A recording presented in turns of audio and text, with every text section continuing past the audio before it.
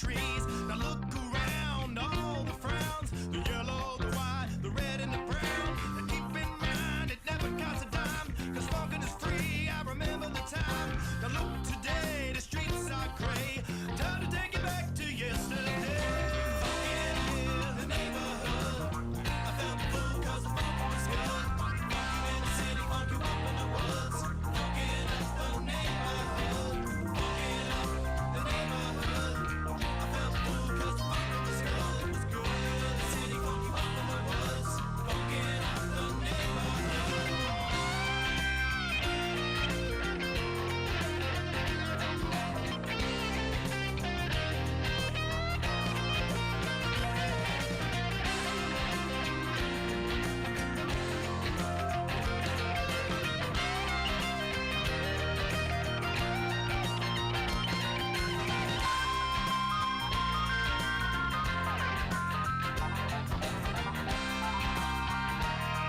good.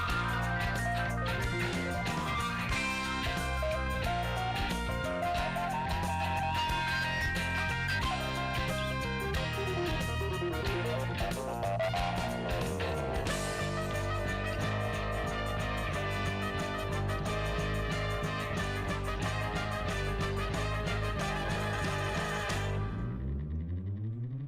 Funkin' up the neighborhood.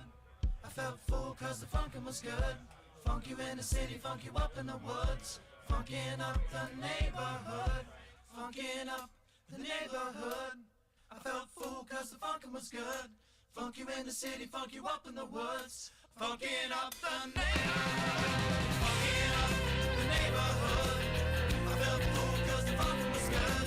Funk you in the city, funk you up in the woods. Funkin' up the neighborhood. Funkin' up the neighborhood. I felt full cause the funkin' was good. Funk you in the city, funk you up in the woods. Funkin' up the neighborhood.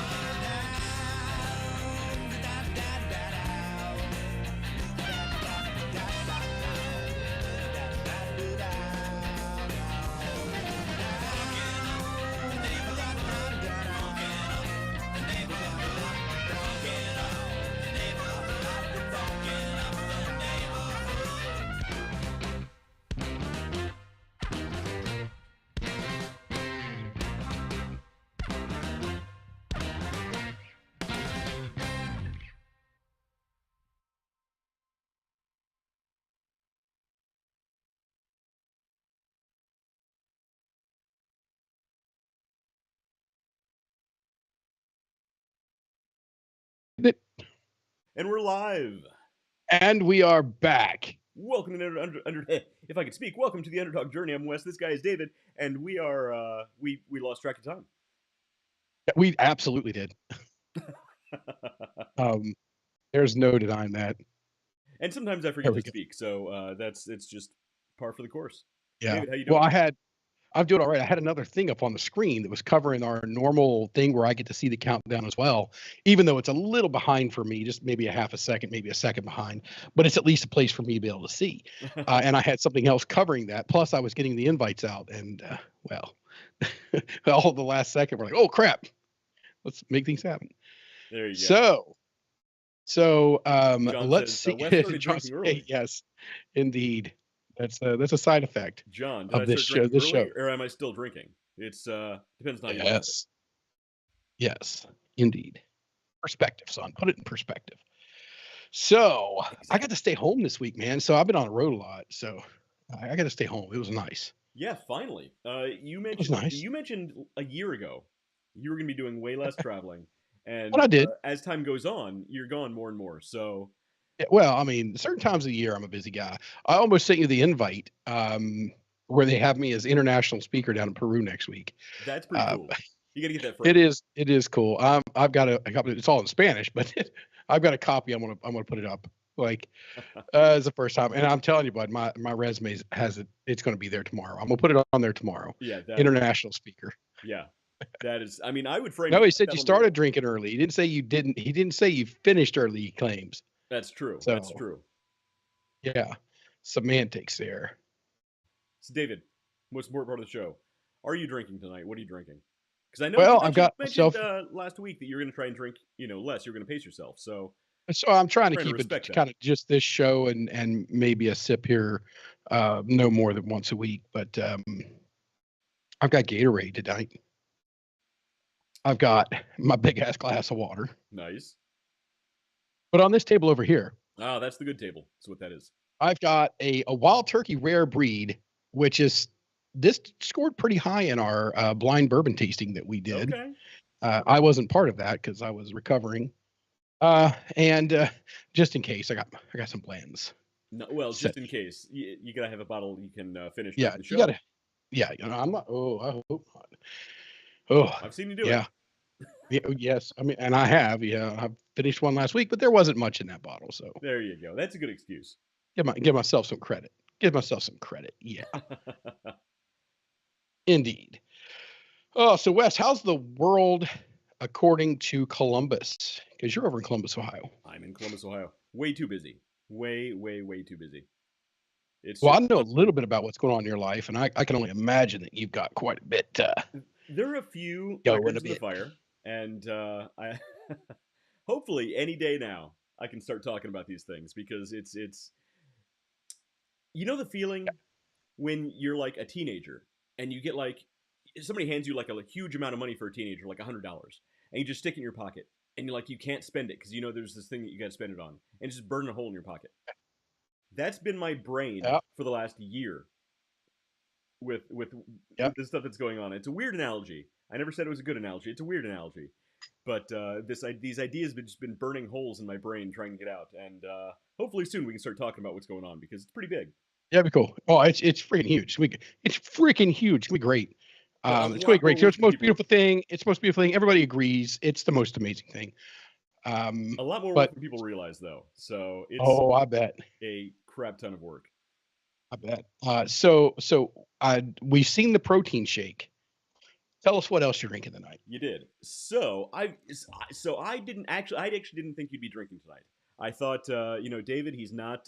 He's trying to play a little safe these days. He's drinking a little bit less. Maybe that was just last week, and this week's David is completely It's different. just general.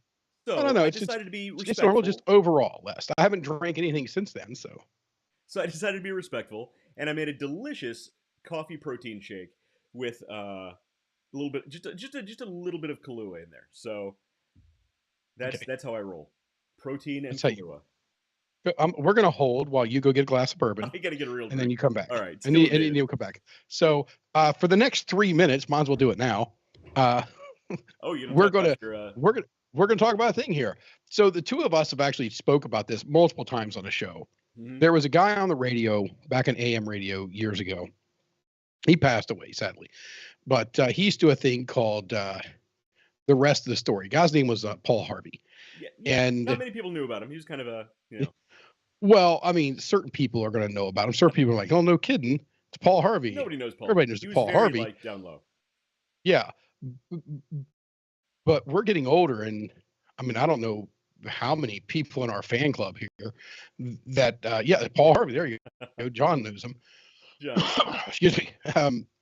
But I was like, all right. I went to my good buddy Chat GPT, Okay. and I said I want to do something in kind of honor of Paul Harvey, and it came up with something. So we're gonna go on that. Did you get your bourbon?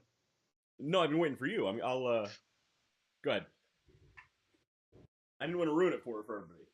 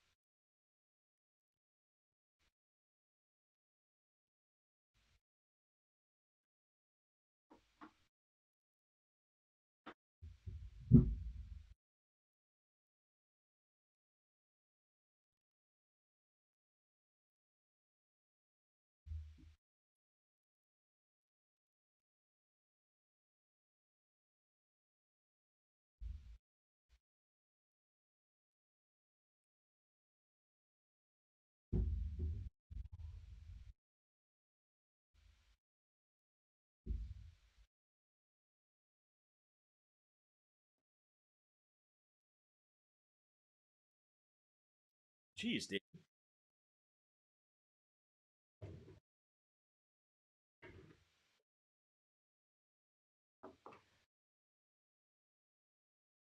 Oh, hey, David. You're gonna kill me. Your mic was off this whole time.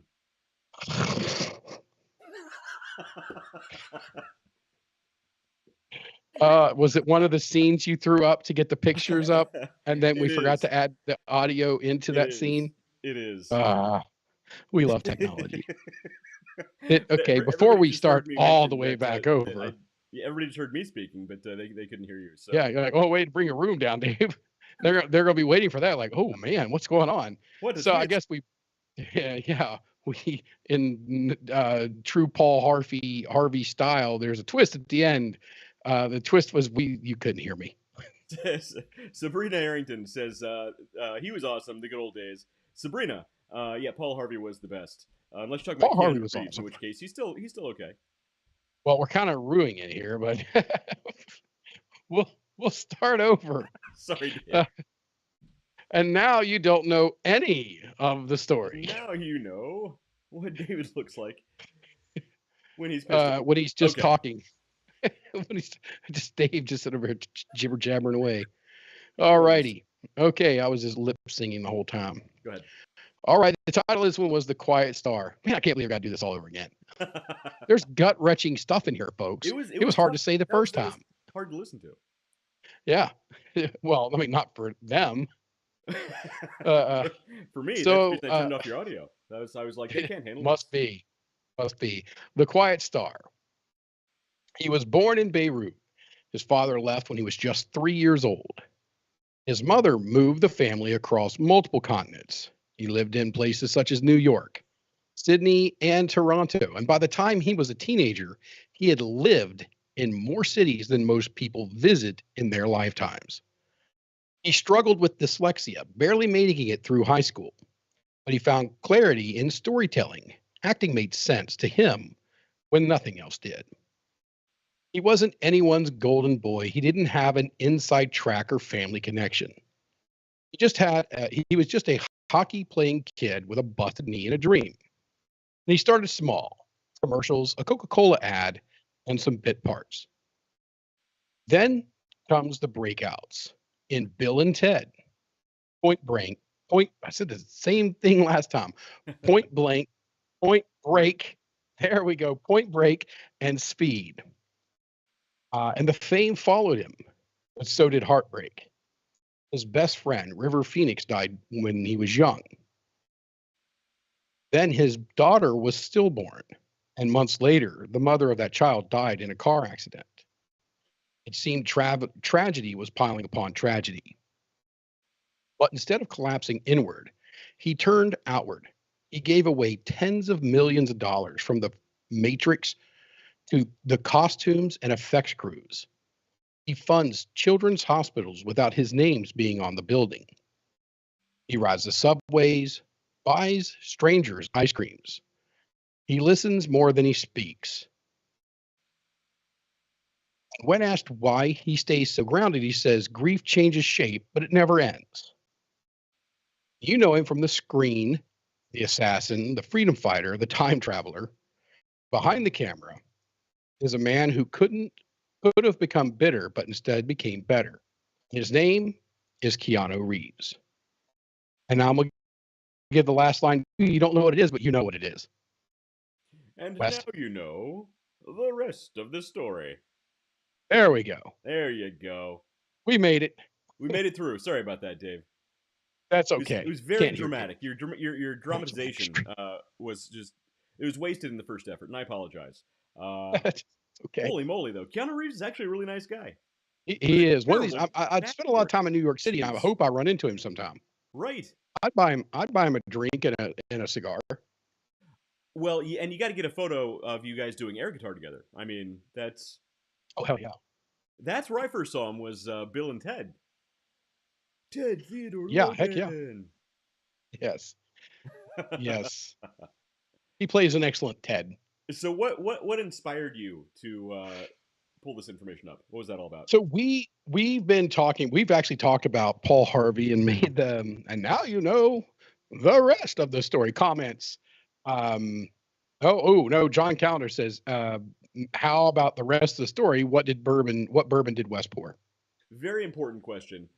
Just some Tin Cup, my good old Let's take, go-to. yeah, Wild Stallion. got some. You see, you should have let me know. We could have bought some Wild Stallion bourbon. I don't know if that's a thing, but it has to be. I have to imagine that's a real thing somewhere. It does sound real. It doesn't sound fake or made up at all. Right. That's what I'm Um, saying. but no, you and I talked about this several times, and I went to the chat GPTs and I went through the whole thing of sculpting it, literally putting in the style of Paul Harvey. One thing I didn't do was go back and listen to some because they're all over the over the internet. And I was like, no. I'm not going to try to copy because you can't copy Paul Harvey. You can't do it. Right. His storytelling was amazing. So is amazing. I love going back and listening to him, but I didn't want to try to copy, but I wanted something that kind of was like, hey, there's a whole generations of people out there that have no clue how awesome that was to get a 3 to 5 minute story Oh man, his stories were the best. throughout your day. Yeah. And it was just great. And there was nothing else behind it, just a story. And now you knew the rest of it. Well, It and was the best great. thing about his stories was he would like do this whole build up, and you had no idea what Yeah. he's actually talking about. And you get to the very end, like the last line, and you're like, oh, that's what he was talking about. And like it Yeah. would all wrap together and bring it home. I mean, his storytelling was amazing. So we've got some honing to do. But I'm going to try to do this. I'm going to try to have these every week. I'll try. I Mm-hmm. can't promise it, but I will try to have one for every week. Although I I will get one ready this week before I leave, but I don't know what kind of internet connectivity I'm going to have next week. So next week's show, we'll see. Doing some Because traveling. I'll be upside down in the screen because I'll be in Peru. Oh, that's right. You'll be spinning the other way around when you have a couple drinks. Yeah. Yeah. So John Callender says, listen to Paul Harvey's story about the future of America from the 1960s. It'll blow your mind. So Oh yeah. also, anybody who I can't hasn't remember heard, the details of it, but I do remember listening to that. yeah. Also, anybody who hasn't heard it, listen to Paul Harvey's "If I Were the Devil." Dude, Yeah. that's my favorite. That's a good, That's brutal. Yeah. It's great. yeah. It's all That was a about good. like That was good. if he's like if I were the devil, he'd explain like exactly what he would do to break down society and like just destroy everything. And it's kind of like, oh, all of that is actually happening right Oh, now. so somebody took that as a playbook. Right. That's I mean, Sorry, Paul. They and yeah, he wrote that misunderstood like in the this. '60s, so or at least the '70s. I mean, it's Yeah. Paul Harvey stuff was old. I know his Yeah. son tried to pick up his work for a while, and it didn't quite have the I same did. I mean, impact. it was good. I would like it now. Right. If he was to pick up that torch and take it now, I think I would like it better now. It was too hard to go from Paul Harvey to Paul Harvey Jr. It was an Um, adjustment. Yeah. right there after his passing. Actually, it was a little even before he passed. Yeah. But now, if his son wanted to pick up that flaming torch, that would be great. I think if there was, I don't know about his, I don't even know if his son is still alive, but like if there is a Harvey around who would pick up that torch and run with it, I mean, I think the world is in a place where they need Yeah, Paul we Harvey. need We need a Paul Paul Harvey. Harvey. We need a Paul Harvey and a Bob Ross. I was never a Bob Ross guy. I get it, the happy little squirrels thing, but yeah, okay. It was never about the squirrels. It was never about that. It was about just a peaceful clarity. And hey, it's okay to make a mistake. What we're going to do is we're going to learn from this mistake, but even more, we're going to turn this mistake into something positive. Yeah, there you go. So there was a lot of good stuff there. Our childhood was awesome. It was a different time. It was. It was. I mean, today's kids have no idea. They just have no idea. Yeah. I know we Yeah. we How sound rough. I mean, super old right now. yeah, it was super old. I mean, I believe we had it much better than they do now. Just much better. Well, we had the outside. We had outdoors. Yeah. They don't Yeah. have that anymore. So John Calendar put up here on the screen the happy little trees. Yeah. And he said the words happy little clouds far more than he said happy little trees, but everybody goes to the happy little trees quotes. I remember the happy It's little always squirrels. He'd always make sure this tree it's had a happy Peanut. squirrel and this one had a happy little friend. Yeah. It's Peanut, the pocket squirrel. Yeah. And if don't he mention lived in Peanut. New York, They somebody would try to murdered kill it. Peanut the squirrel. We can't talk about that. It brings up too many bad Yeah. memories. Different Peanut. Yeah. Oh, if they tried to murder that Peanut, oh man, the world would have burned. You don't mess with Bob Ross's squirrel. No. What's the world coming to? Yeah. Little squirrel named Peanut. You can't. Well, come on, New York. Show's getting weird, Dave. It's not weird. It started weird. You ready for a little Was news? is that I am. It's a line from The Last Man Standing. He's like, "What do I have to sell?" He's like, "I bought some fish jerky." He goes, "Well, it doesn't go bad. It started bad." There you. Oh, is fish turkey a real thing? I don't even know. I hope not. I I really, really was hope gonna say not. that sounds terrible. I'd try it though. All right, let's see what we got in the news. You braver soul than I, Gungadin. All right. Now, I don't like the way this article starts. Man's bedroom invention could radically change how America drinks beer. Think about that. Uh, um, Yeah, David. we better scroll, bud. His We better bedroom scroll invention could down. radically change how Americans drink beer. I don't think Uh, this is him. um, I think that's the author. Why? No, that's an ad. Okay, I was going to say. All right, so here we go. I'm not sure what his bedroom has to do with it, aside from the fact that I think maybe he drinks beer in bed. I don't know. Essentially, the guy created a self-refrigerating can. That's all it is. I just thought it was a cool story with a weird headline. Um, so essentially, this guy just invented a uh, self-cooling can. a self-cooling can. So essentially, the can itself is insulated, kind of like a Yeti. It has the vacuum seal around the inside of the can, so it's can within a can. The bottom of the can, when you press a button, releases water that mixes with a chemical coolant, which fills the can and will get it ice cold within 2 minutes. So, getting ice cold within 2 minutes, maybe that has to do with his Shower bedroom beers. activities. I'm not judging. I'm just saying. Weird headline for that kind of story. Um, no. Terry Wyden says, "Do you know that there's a bourbon called Penelope? A bottle of it right back here." So yeah, I've got Penelope in here. There's one called Noah's Creek too. There you go. Or Nice. no, it's Rowan's Creek, Noah's Mill, Noah's Creek, and Rowan's Mill. One of the two. But there's a Noah one too. I got to find it, and I'm gonna buy it. So I have a Penelope and Noah. Oh, that's nice. And John says, but beer showers or shower beers aren't weird. I mean, Shower beers are not I've weird. had shower beers, I've stayed in the and Brewdog they're kind of Hotel. awesome. It's pretty great. I'm telling you, The John. next time I come to town, Yeah. let's see if we can do the podcast there. Ooh, that'd be cool. It's a cool place, man. And John, I'm just telling gonna you, stay there. stay in the Brewdog Hotel. They have like a beer fridge in the bathroom, in the shower, and it's pretty cool. The only bad thing was the room that my wife and I got had a kegerator that about Oh every yeah. half hour it would kick on. The motor would kick on in this thing. So all night long, this thing sounded like a truck was driving through our room. And not Well, for the the good idea is if reasons. you drink enough of that beer, You don't care. you're going to sleep right through it. Well, John, you don't Doesn't drink. it get warm and watered down? What are you doing, man? You Are don't. you nursing this? What are you? You drink the beer. You don't bathe the beer itself. Yeah. I just hear pour some sugar on me playing in the background, John in the shower, splashing the beer over top of his head. It's funny. So they actually have a. Terry, what? Yes, I'm done. Yeah. Terry's drinking all the bourbon and now she's done. There you. Well, She's had that problem. I've said it for years. It's That's mother-in-law, by the way. There you go. Well, it's Thursday, so look. That's the best mother-in-law a person could ask for right there, though. So sounds like it. Pretty good one. She's pretty wicked. She's pretty good. That's awesome. But no, so Brewdog has. Go ahead. I was saying she's the one. We went to the Corvette thing down in Bowling Green. She's the one that kicked all that off. Oh, that's awesome. Yeah, that was a good time. We had to go back down there. It was awesome. We really should, man. That's such a great time. I'll have to buy another Corvette. Oh darn. Oh yeah. Oh darn. Nikki's gonna love that. Yeah. All right, go ahead. Sorry about that.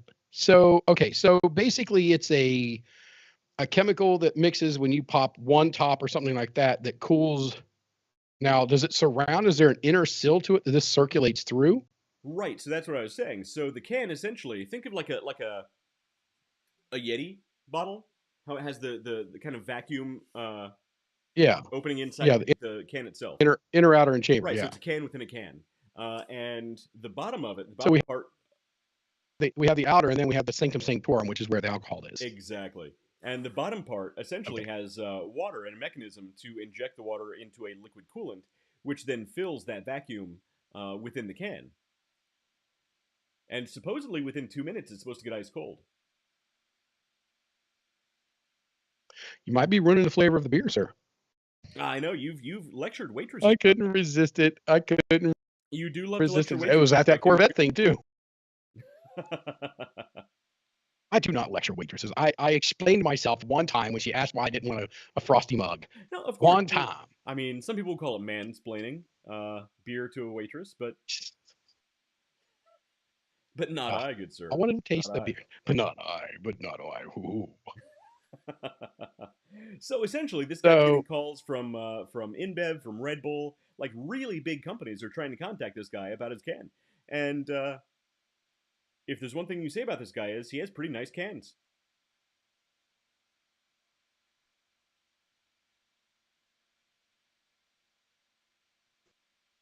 what's happening? So Did it freeze? okay. So Or are you thinking about you the guy's blanked out. cans? So it happens to me sometime over here. Sometimes you fade away. But when it came back, it was like this guy's got some pretty nice cans. So I came back on a high note. So it's all good. John says, "Was Was this due to just icy so beer?" yes, Yes, icy it beer was. mugs. So John Yes. has David lectured you about getting your beer too cold as well? He does that. It depends on what beer you're drinking. If I'm drinking a Bud Light or a Coors Light, I mean, you put ice cubes in it for all it matters. It's not. There's no flavor to be had in that beer. You But explained if I'm to the drinking, waitress molecularly what happens with when beer gets too cold. well, I mean, it does. It does. I like my beer like a Hefeweizen beer. I like that to be served closer to 40, 42 degrees. I think 38 is kind of the bottom end low for that beer. And then John says, I've heard the speech. See, John knows. John knows. It's not just me Yes. or Yeah. waitresses. It's a thing. Yeah. This is what happens. You guys are the ones that got me into beer. I was a Bud Light guy. You guys got me into beer. And when I get into something, I typically go all in and down that rabbit hole. And John no, says he'd John, I like to see some cannot nice name cans. all the variation of the Penelopes. I know there's 4 or 5 of them at least. So, no. Well, now you need to collect them all. I can't even name all the variations of Blanton's. For the love of Pete, stop kicking them out. It's a single barrel. Single barrel. How can you keep making them even fancier? The single barrel, the baseline Blanton's is great. Leave it alone. Well, they're doing what the Prime guy Jake Paul does with his Prime energy drinks. Is every week they put out a new version, so the collectors have to get them. Yeah, Exactly what they do. yeah, yeah. I don't collect them. I drink them. All right, next story. Enough of my wonderful cans. Let's Uh, see. Here we go. Wes, when you told me I was going to be seeing some nice cans during the show, this is not what I was thinking. Well, maybe this will get you going. Woman's brain implant turns her thoughts into speech in real time. If I were a lesser man, I would make a joke about the first thing she says is to nag her husband he didn't do the chores. But it's actually kind of a sad story. Nearly 2 decades after suffering a brainstem stroke at the age of 30, left her unable to speak, a woman in the U.S. regains the ability to turn her thoughts into words in real time thanks to new brain-computer interface. So pretty cool. Closer to the what do we call it? Mining, the melding of the minds. Oh, the Unity, singularity. Holy singularity. crap! So yeah. I mean, it's getting close. It's getting close. In real time. I mean, is there a button?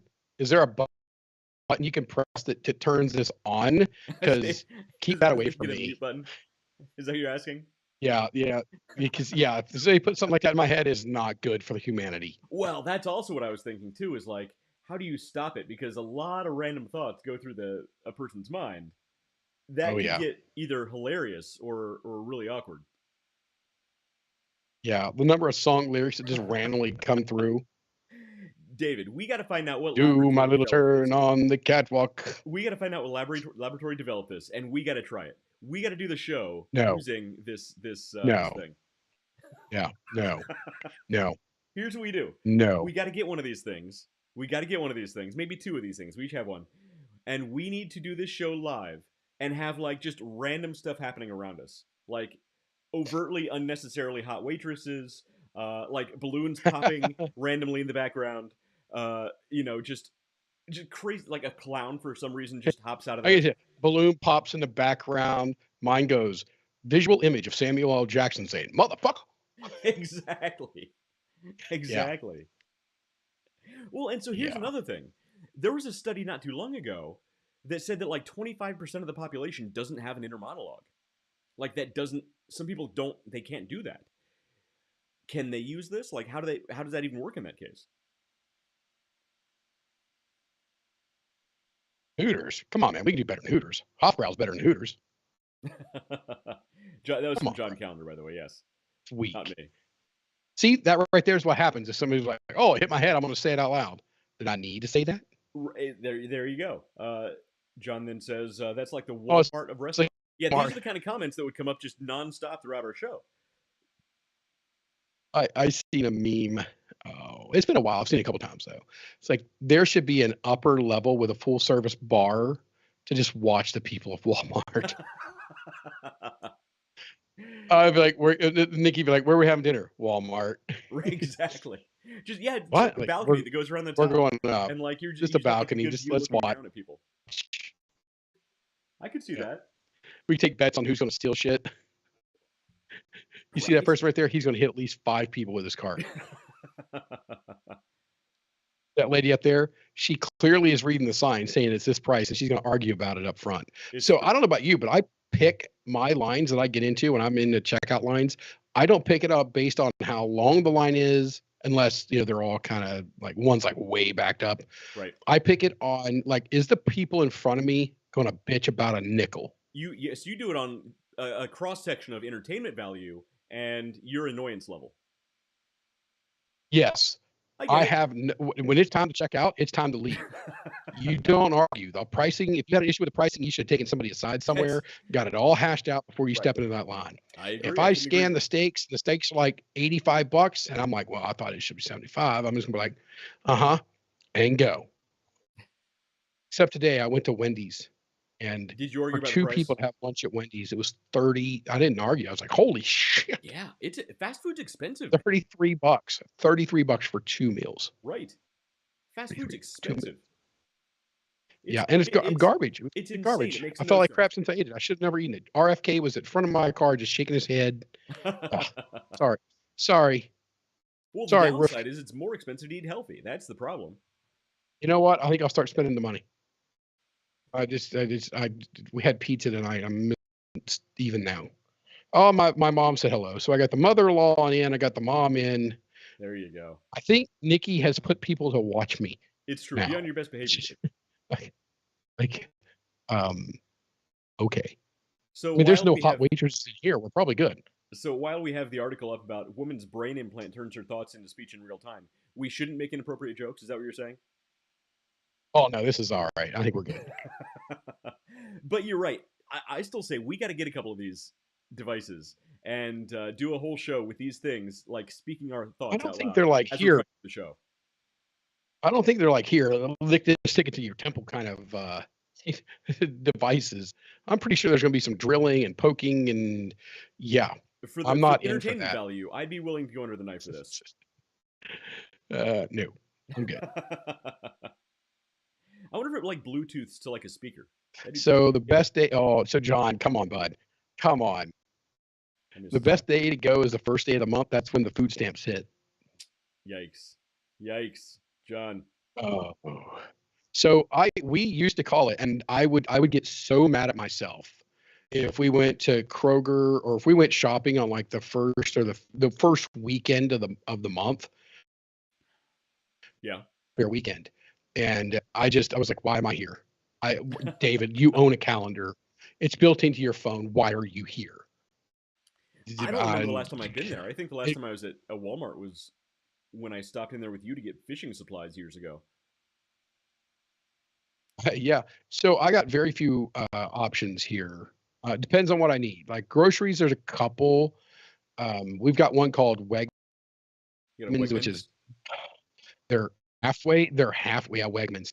It's halfway okay, but I would trade every one in the area just to get a Kroger over here. And there's one called Price Chopper. and Okay. it's again halfway okay. Okay. And by Fair. the time it's all said and done, the vast majority. I mean, we don't buy like fresh meats and stuff at Walmart as much as if unless we have to.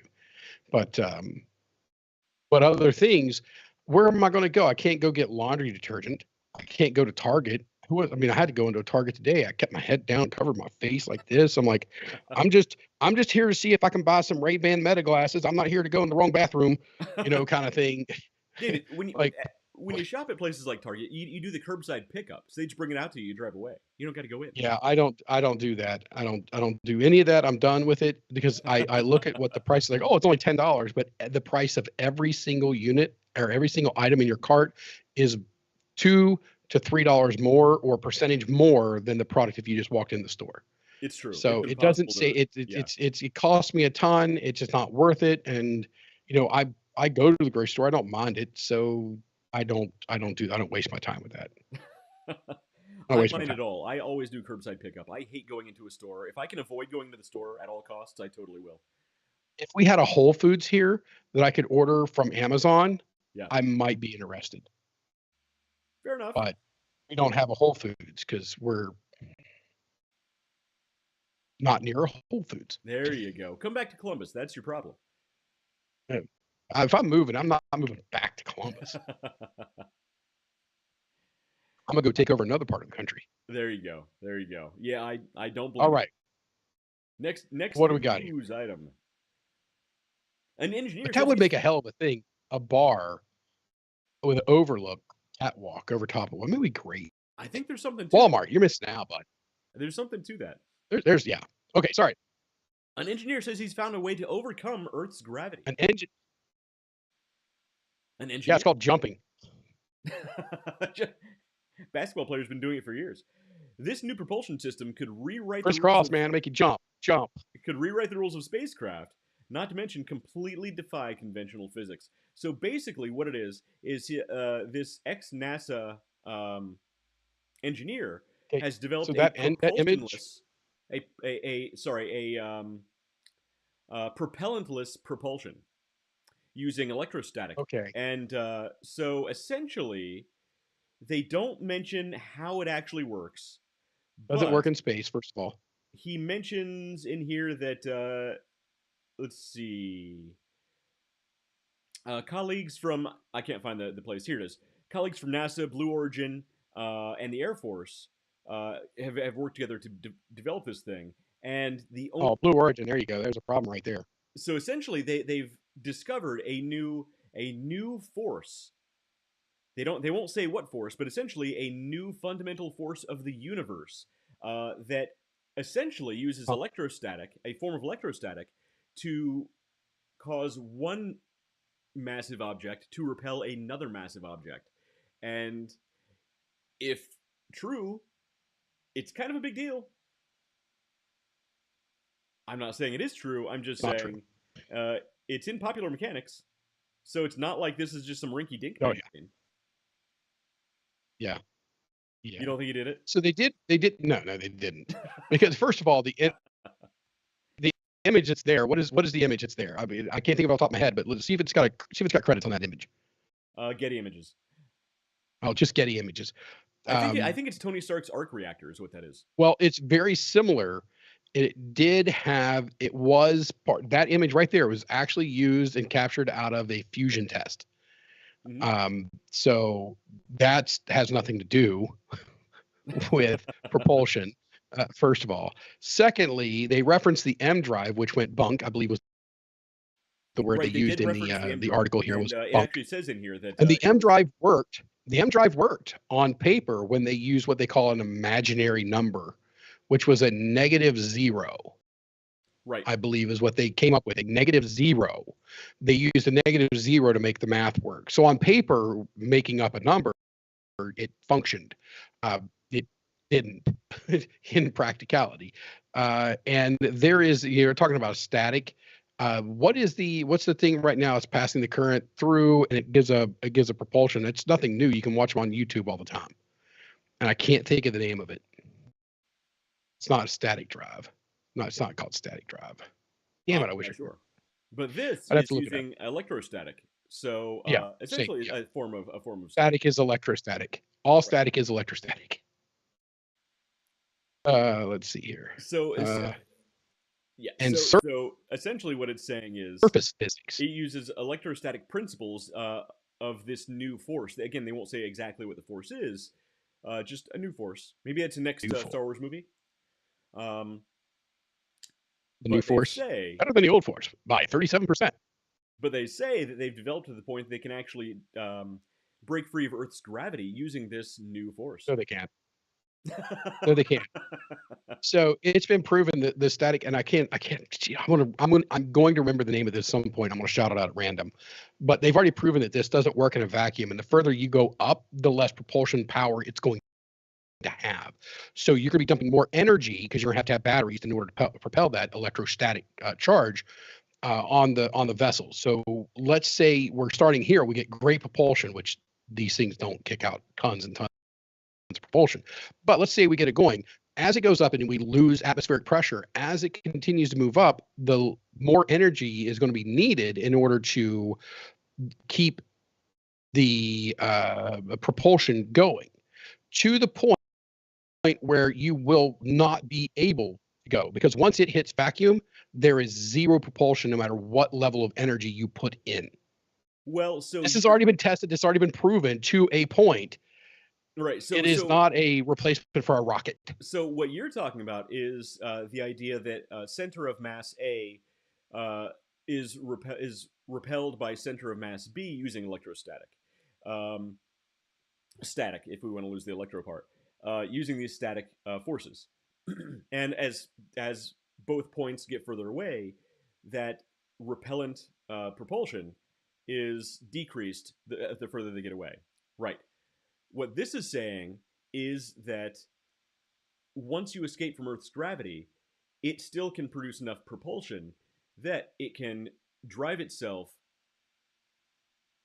without the air resistance of being in Earth's atmosphere. So if it has enough to actually push itself away hard enough, it can reach near light speeds just from using the repellent force of Earth's uh, own gravity.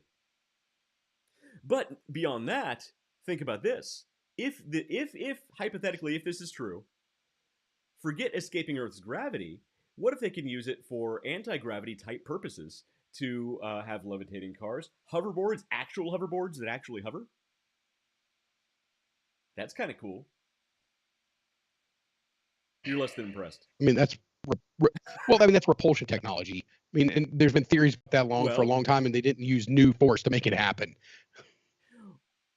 But again, it's if hypothetically they did come up with a new fundamental force of the universe, think about that how you will, that can. Yeah, because we haven't been looking for one. I'm just saying, it's kind of cool to think about. These people, they're in blue sky. I don't trust anything from those people. Blue Origin. Come on, the people in Amazon, Blue Origin. They brought us Yeah. the new Lord of the Yeah. Rings, David. Of course, they're really, really good. They're really smart. And they're in charge of the James Bond series now too. So yay! Oh, dude. I hope the family that was left in charge of the rights to James Bond made a crap ton of money. I don't know how much they made, but it better have been worth it, because that's gonna suck. Millions. If they don't put Michael Myers as the next $1 James Bond, they had just missed out. Yeah, honestly, wow. Just one movie, do the whole thing up just as a spoof. Literally make the whole thing up as a spoof. Label it James Bond 007, all that stuff. Do the whole thing out, and at the end of it, just be like, he tears off a mask, and it's just him underneath. It's a mask of him, but it is him underneath, and he goes, "Yeah, baby," and it'd be great. And then it's retitled as Austin Powers 4. Well, look, it's Amazon, so they might do something like that. It's Lord of the Actually, Rings. Amazon, I just gave you a golden idea there, by the way. The new Lord of the Rings wasn't far off from that level of seriousness for the source material. So the second season was a bit better. It was better. It was slightly better if you completely imagined that it was something other than Lord of the Rings. Well, it because it was wasn't not Lord Lord of of the the Rings. Rings. It This is wasn't Lord all of the based out Rings. of this is There was all based out of the nothing. Silmarillion, man. There was There's no. It was not based on the Silmarillion. They claim it was based on the Silmarillion, and it might have had Marillion silly Marillion. I Silly like that. Marillion context in some cases, but it was not Lord of the Rings. Removing the blends. There you go. If we're talking Lord of the Rings, I can nerd out. Uh, so you're not holding out hope for the new force that drives this new static drive Yeah. from the I'm NASA. gonna call it I'm gonna go ahead and call it now bunked. Because that's the word they used. Okay, I don't know. This image of Tony Stark's All reactor, right. arc This reactor. image of a fusion reaction that lasted for was 7 seconds or something like that, 14 seconds, or I don't remember how long it was, but it wasn't that long. This image of that has nothing to do with propulsion. It's just this new force that they found that no, But it looks sciency. yeah, it does. I'm gonna put that on top of a paper. It has nothing to do with it. My you guys should look it up. The Leffingwell. What the hell's the name of my paper? The Leffingwell Cosmogenesis or something like that. You should find it. Give me a link. We'll cover it on the show. Let's see here. All There we right. go. Next news The item. Leffingwell generational black hole cosmogenesis theory. Say that 5 times fast. No, I couldn't say it once. It's my theory. I couldn't even say it. You did send me a link. I forgot. I actually read the paper. You gotta. We'll cover it on the show next week. Yeah, that'd be great. While I'm down in Peru. Here we go. What was crazy is somebody actually asked a question. I follow Michio Kaku, and somebody asked a question about that exact thing. I was like, oh hey, I wrote a paper on that earlier this year. That's pretty funny. And he was like, What? really? Like, yeah, here you go. So I said it. Yeah, well, yeah, I had absinthe. That was the night of the Super Bowl, so I had some absinthe, and things happened, and I came up with the theory, cosmogenesis, as you do. As you do. I'll write a similar paper about how the Earth is actually on the back of a giant space turtle. Dude, you've got to do that. That would be so awesome. Dude, I have Yes. all the science laid out for this thing. I really developed this troll very, very well. All right, next news item. Speaking of South America, David, Argentina announces declassification of documents on Nazis who fled to the country. So apparently the Argentinian I'm hoping to get down there later this year to Argentina. So apparently the Argentinian government has actual documentation on Nazis that fled Germany after World War II, and one of the prevailing ideas is they actually have documentation on the man himself. Can I say the name on here? Are we going to get banned on Facebook for saying I don't think we should say the name because it may classify us with other people that are saying the name a lot now too. That's true. That's a good point. And I'd like not to be tagged in with those. I did use the word, the N word.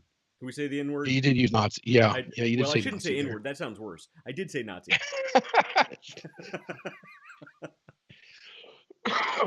You say the NZ word, and people in New Zealand's like, motherfucker. New Zealanders are like, you son of a bitch. I can't do the accent, but yeah. No, so they needed to declassify documentations, and the people that are down there, the very pale historical Argentinians with German architecture, didn't give it away. Well, Argentinians are very, very well known for being blonde hair, blue eyed, and walking in goose step, but it's just part of their culture, David. Don't part of the culture. It started in 1945. They all have weird little mustaches. Nobody can figure out why.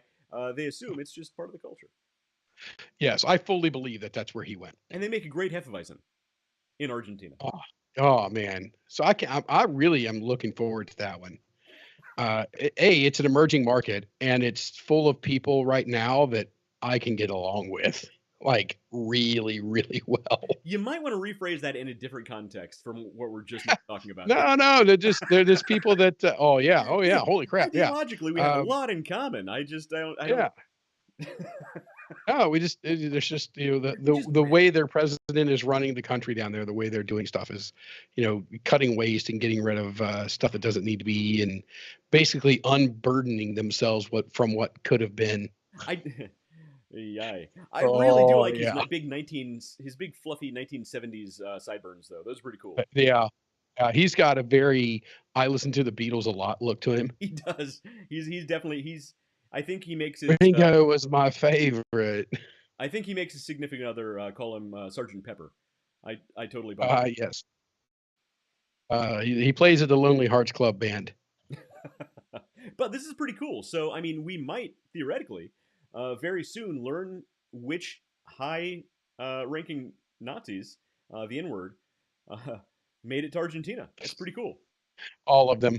And this is actually from the Buenos Aires Herald. Oh yeah. Buenos Aires. I trust them more than I trust NASA and Blue Shield or whatever the hell that place is. Blue Cross Blue Shield. Yeah, definitely more than them. Gee, even at Christmas, don't get me started on the insurance companies. Garbage, Oh, all of boy. them.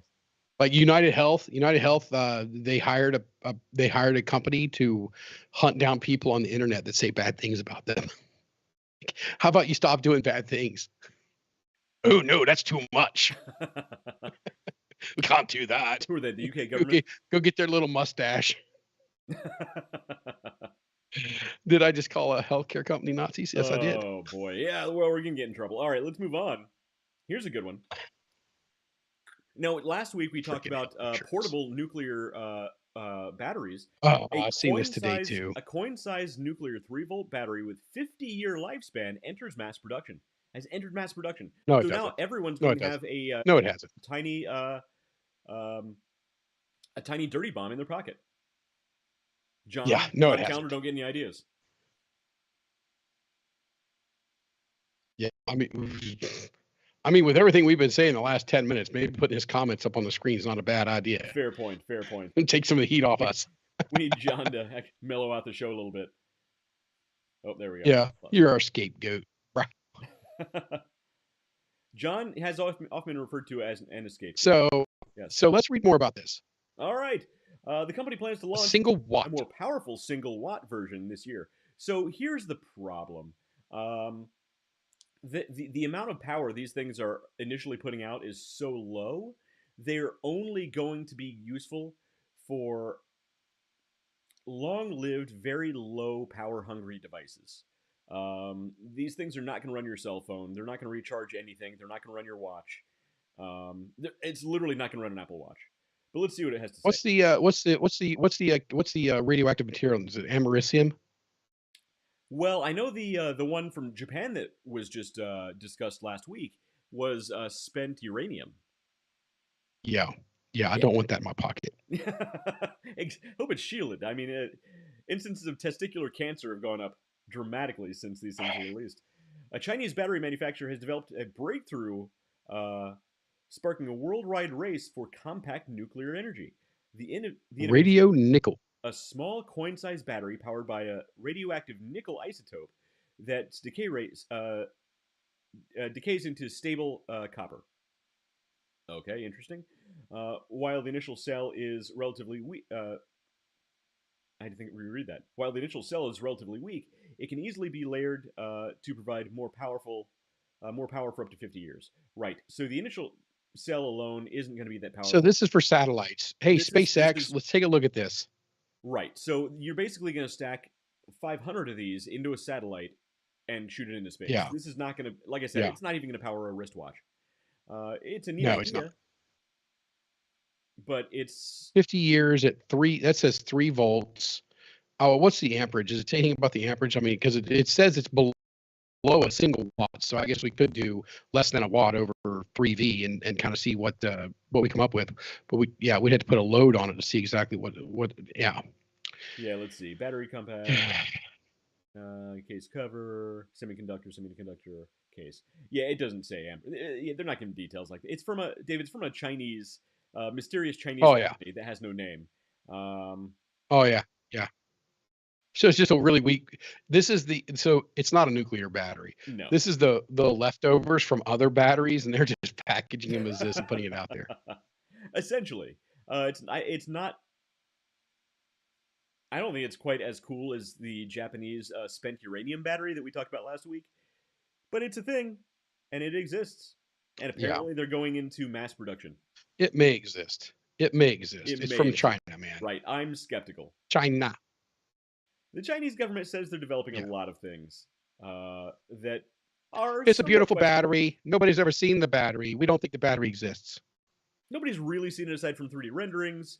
The math doesn't quite work out. It doesn't actually power much of anything. But it totally exists and is in mass production. Yeah. Okay. All right, let's For move on. what?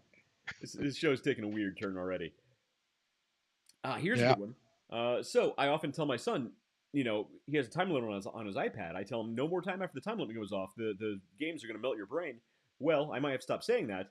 Playing video games has an unexpected side effect on kids' IQs, study finds. Researchers have linked spending more time playing video games has a boost in intelligence in children, which goes some way to contradicting the narrative that games are bad for young minds.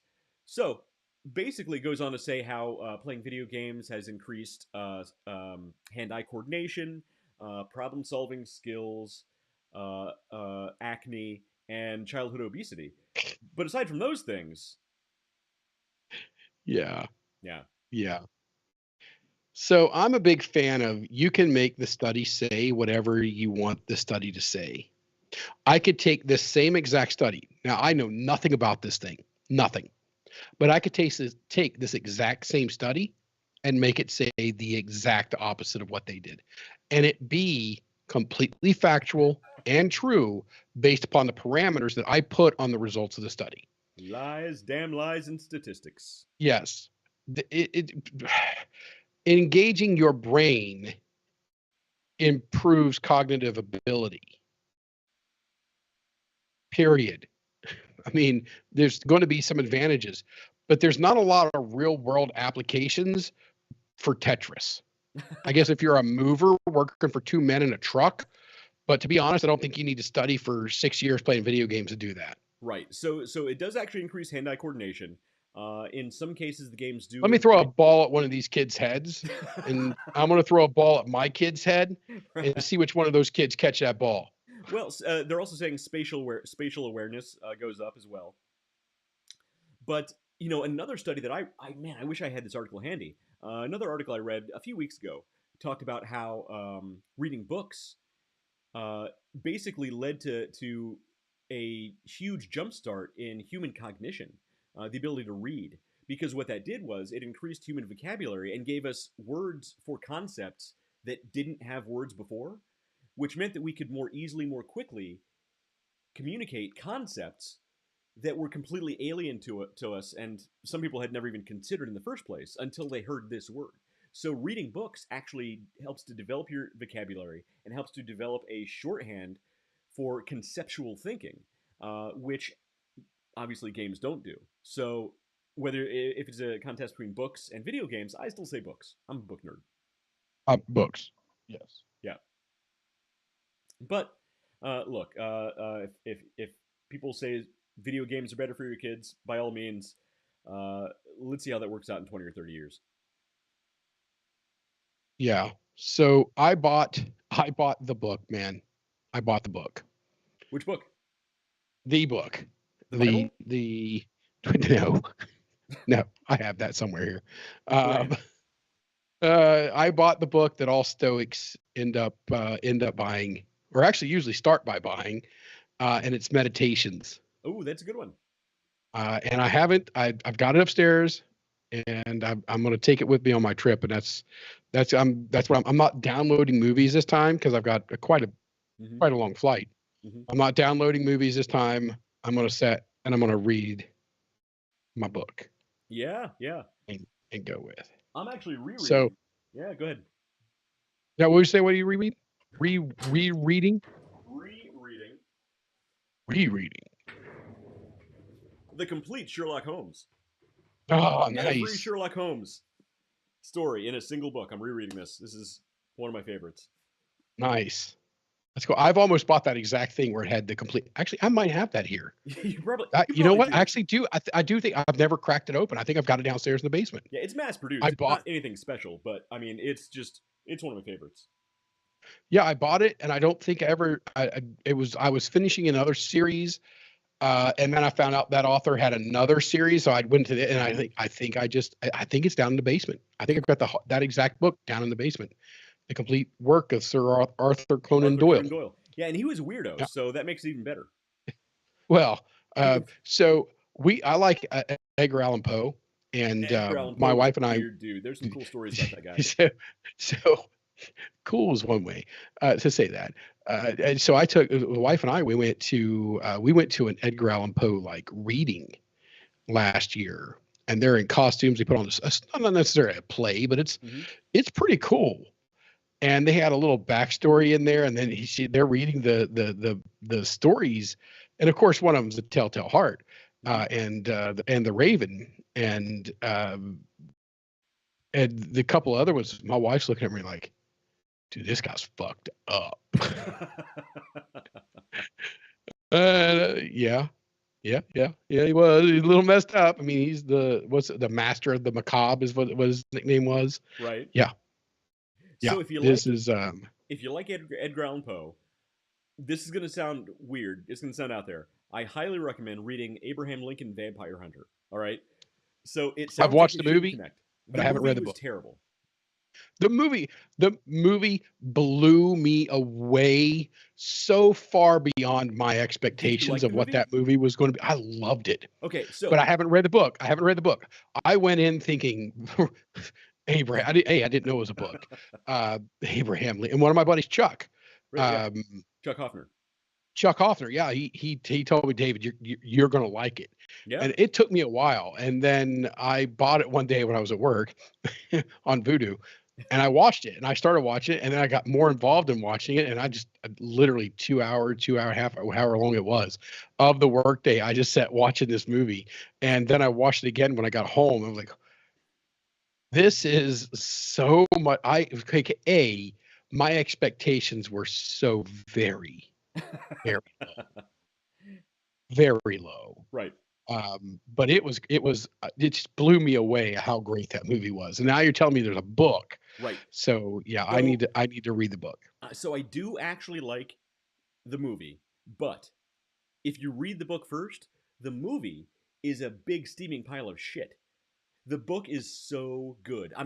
That now sets the bar for the book to be astronomically high. You are gonna love. I'll tell you why you're gonna love the book. It takes actual historical writings from Abraham Lincoln and people of that era, the actual writings, and it intersperses actual writings with like stories about how he's hunting vampires, and that's how it narrates the book, the story.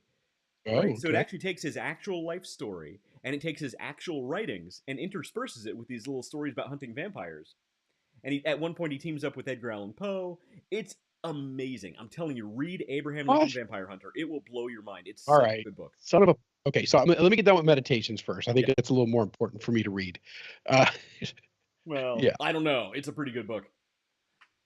So I've been rereading the George Washington's Rules of Civility. Yeah. And I've had to go and have some of them kind of converted to modern language so I can understand what the hell he's talking about. Hey, ChatGPT, tell me what Abraham Lincoln's talking about. Yeah. It was George Washington. Or George, but I'm still thinking about vampires, yeah. He's talking about vampires. He's a vampire. Motherfucking vampires on this motherfucking plane. I'd watch that. That's the movie we need to see. Vampires on a plane. Only if Samuel L. Jackson's in. If Samuel L. Jackson's in, I'm watching. I'm in. You know what? I'll play one of the vampires. He can still pull it off. So, okay. I think do we have any more news? There's one more. We got one more. I think you're going to like this. I mean, we could continue just to ramble, but let's keep going. There's one more. I think you're going to like it. David, are you a fan of ice cream? I do like ice cream. I'm very picky about ice cream. You like a good ice cream? I like simple ice cream. There's a new ice cream company I think you're going to like. Is it made out of bugs? No, so unfortunately, the audio is jacked up. So what I need to turn off your audio so you can hear the audio from this video. But if you speak during this, they won't be able to hear you. I'm just letting you know. All right, I'm going to talk over the audio, then I'm going to switch screens here. All right, here we go.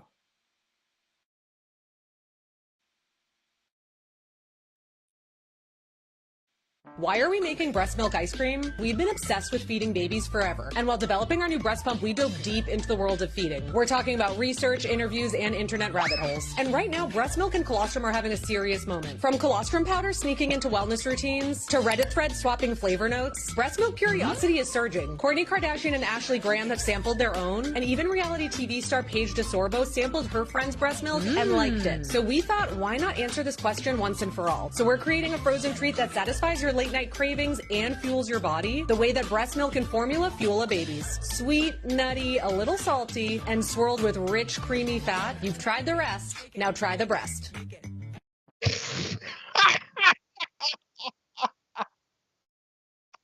David, what do you think? You tried the rest. Now try the breast. I love it. I It's love good the tagline. catchphrase. I hate the product. It's a good catchphrase. Oh my God, you were trolling me. It should You were be Hoover's trolling me brand. hard there. It should be Hoover's Oh, brand. well, hey, John, you were looking to see some cans.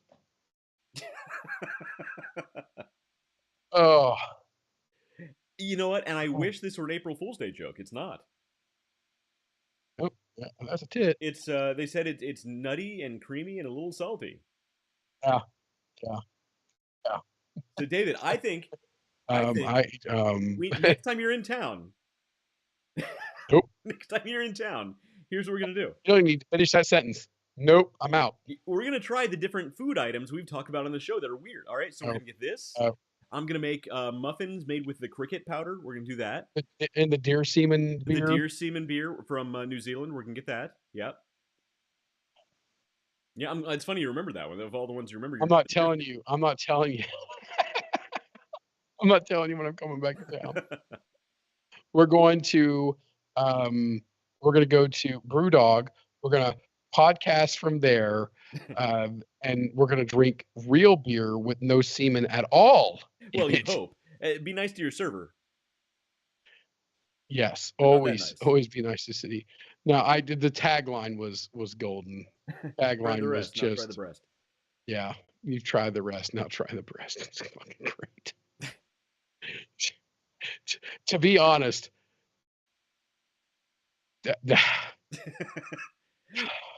So this actually brings up a lot of questions about mass production, supply chain. yeah. I Okay, mean, so look here.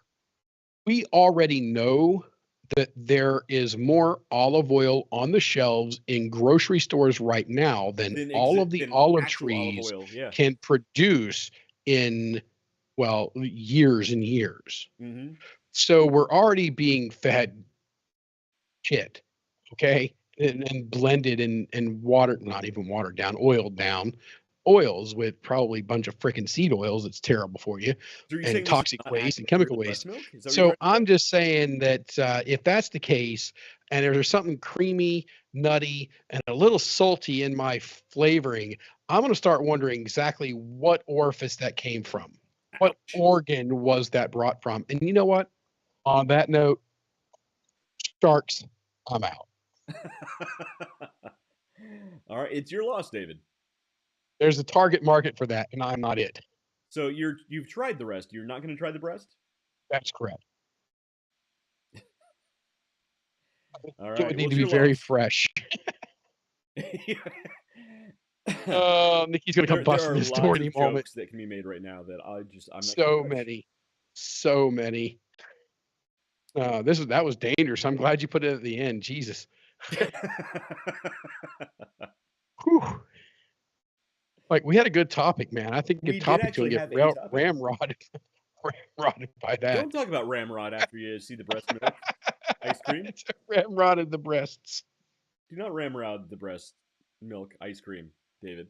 Oh, that's the name of our police car, man. Ramrod. Ramrod. Car Ramrod. That's Car such a good Ramrod. movie. Well, it's all right. Super Troopers, it's a classic. It really is. It Now, really Super is. I try not to. Troopers 2, I try not to like it as much as I do. Right, it's impossible. You have to. It's a classic. It's a classic for a reason. Yeah. Super Troopers 2 is completely forgettable, but the first one's pretty good. I've never seen Super Troopers 2. Like it's forgettable. You don't need to see it. There was a reason why I haven't seen. Exactly. You know, it's the key to a healthy marriage is a penis in the asshole. And all right, happiness in the household. You need me to spill my protein. You're a hot shot of protein, huh? I was thinking about ice cream there. Yes. Was it creamy, salty, or was it creamy, nutty, and a little salty? There's no good way to come back from that. There's just no good way to come back from it. You know what? We're gonna have to use some business mannerisms. We're at the drink, and that's the only way we get this ship back on course. It's true. Boy. So, Prost. Exactly. Cilantro. We'll circle back. Oh, there was another one. There you go. Oh. So we do actually have a topic. Now that we have the bandwidth, we can get to the topic. Ouch. You're just trying to get me to drink more protein. Why are you drinking that, not the bourbon? I ran out. I literally ran out. But like you need to get a cabinet full of liquor. But like 50% of this is Kahlua, so it's better than nothing. Yeah. That Kahlua in there with the other elements creates a great synergy. I'm gonna get Wes drunk on Kahlua and saying all this shit.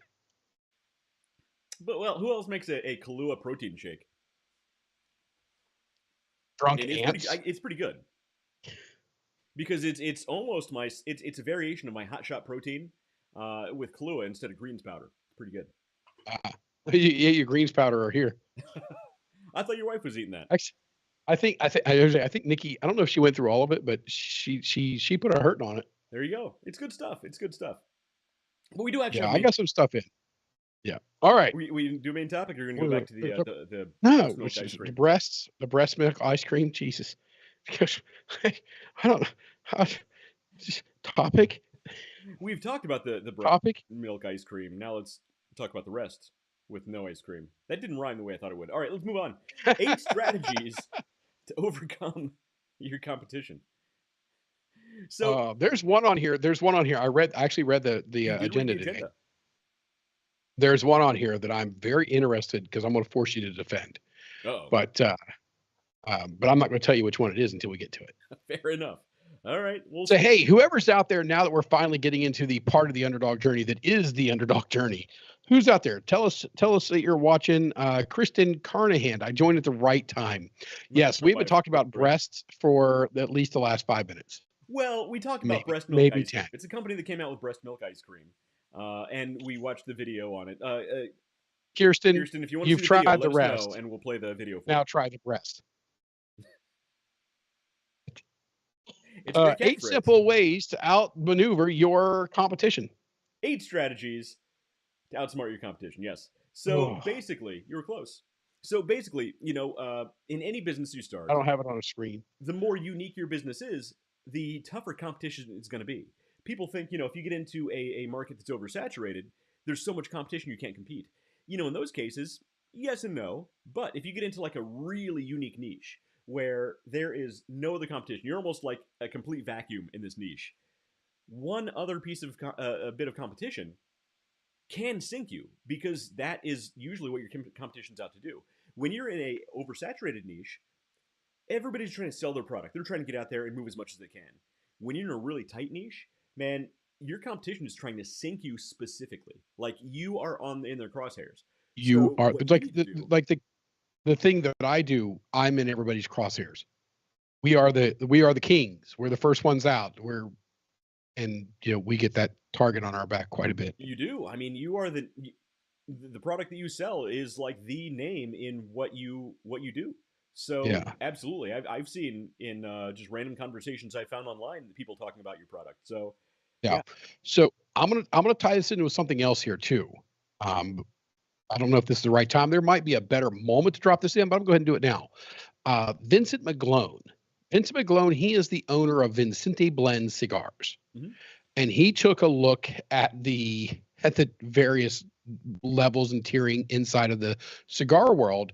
And he said, there's 1 million people playing at this level and down. There are 3 players up here. Mm-hmm. And there's only about 10 to 15 that kind of fill this in between. Right. It's like, these people are only worried about these people. These people are doing this little box here. So he got in at that 10 to 15, and I'm being very generous. It's probably closer to 10 and under. Yeah. And that's the market that he decided that he wanted to play Right. towards Yeah. and aim towards, and he's doing a great job. Now, guess what? This company's new. Hmm. This is not a, and cigars is a legacy type business, and he's kicking ass and taking names. Oh yeah. No ifs, ands, buts about it. When you're at that And level, like you said, I mean, there are families who've run these businesses for 100 yeah, years or more. yeah, you And say the name Placencia, I mean, that pulls a lot of weight yeah, in a lot of places. absolutely. Yeah. You know, Fuente. We'll start. Yeah, Fuente. Oh yeah. I mean, nothing beats a Fuente, right? Well, but I would they say also I'd go say like except the market. Vicente blends. But but what I'm saying is like Vincente Blends has to compete with those big names also, and Hmm? he's basically the new guy on the block walking into a room with like the Godfather. Yeah. You know what I mean? So you have to compete on that level, and when you are competing on those levels or really tight niche, you need to be even more on the ball about how to outmaneuver and out strategize your competition. You know, uh, you need to do that anyway. But when you have competition that is specifically out to get you, actually to sink you for no other reason than to sink you, you need to be really on your game. So that's why we came up with the 8 strategies to outsmart your competition. No matter what, you're going to need these, but the tougher your competition, the more you're going to need these, the more work you're going to need to put into these. So, number 1 is harness the power of the network effect. The network effect. What is the network effect?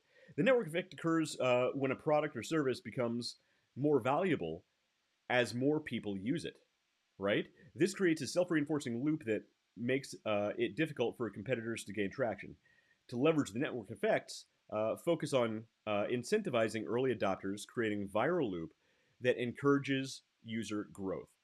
What does that mean? That's a mouthful. Essentially, what Yeah. this Feedback loops are great things. right.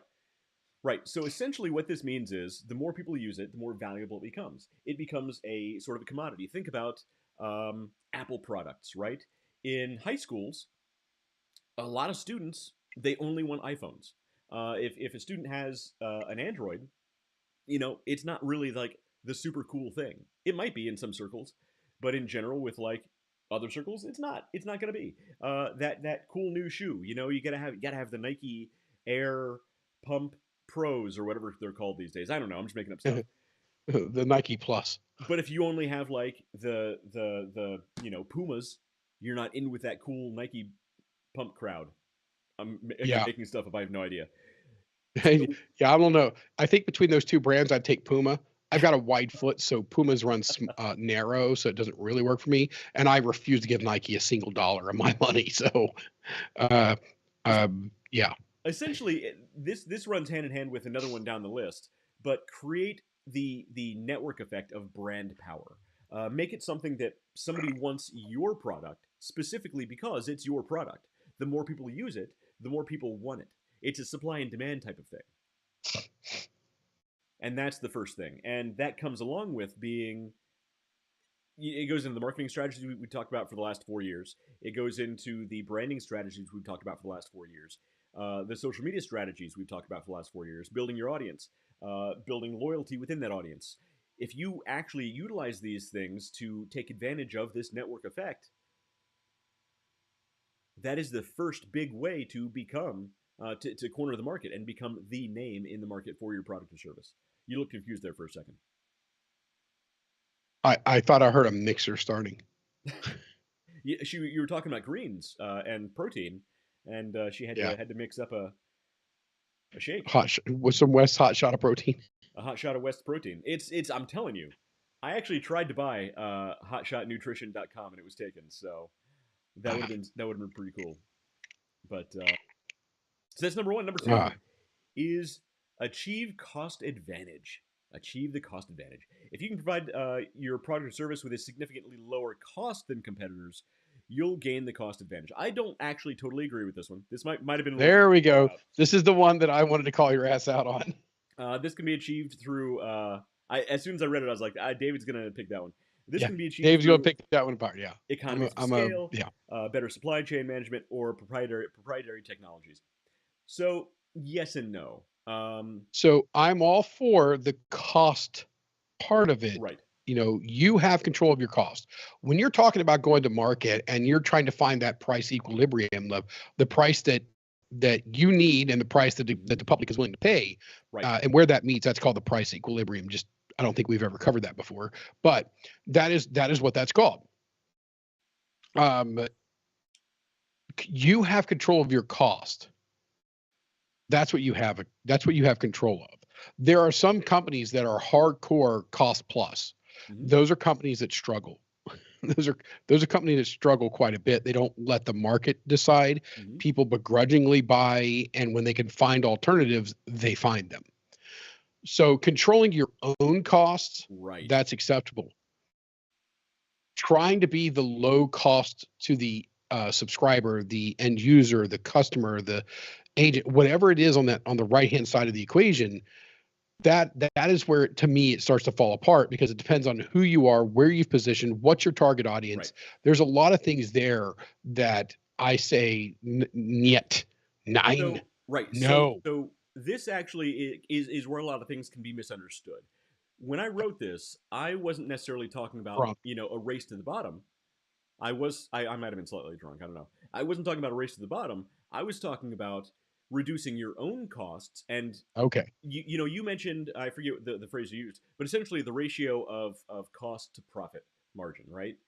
So it's the price equilibrium. The equilibrium. So there you go. That's not a phrase that I use, but your margins.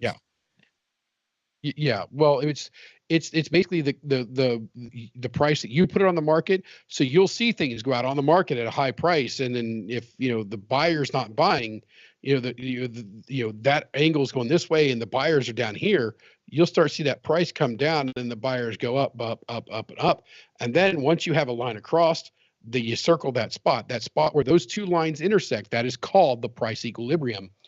That is now your target price. Right. So it's kind of like the fuck around and find out scale, or even it literally is, or even the crazy hot scale. As you say, the Vicky Mendoza scale. Yeah.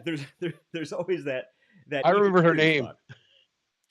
And the way you achieve the most advantageous equilibrium spot for you, for your product and service, is to lower your costs. So that way, you can naturally lower your cost, and you're still reaching the correct profit margins for what you need to achieve. Or you can just expand your margins, which I'm all for. Or you can also expand your margins.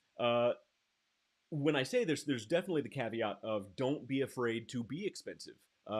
People pay a premium price for premium product. Premium product and premium service. We were talking about cigars a minute ago.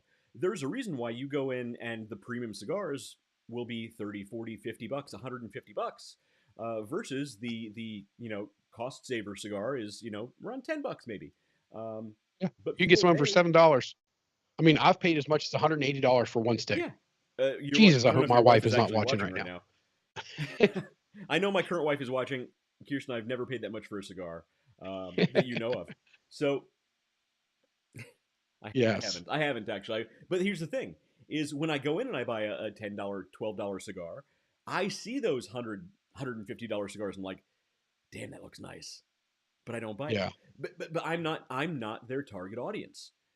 Right? I've tried a handful of them. My target is 15. My target's $15 for dollars. Okay, got it. Yeah, I thought you were going a different direction with that one. No. My target is around $15. Right. Exactly. And for certain ones of them that I am very well aware of, then I will go a little higher. But my target's around $15 for a cigar. Exactly. And those and the funny thing is those really ultra premium brands that have the $150 cigars, they also have cigars around $15 and $20. They do, because what they do is they have you see this premium product with this great name and this great packaging, and it looks amazing and sparkly, and you're like, man, I want that. But this or it's gold. This one right here, so you pick that one up.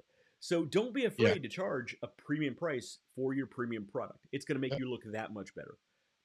But at the same time, try and naturally cut your costs, so that way you can actually reduce your price to the point that it meets a really good equilibrium with your costs. With your margins. So yeah. I use that a lot, and I mean, No, it makes achieved at sense. Christmas.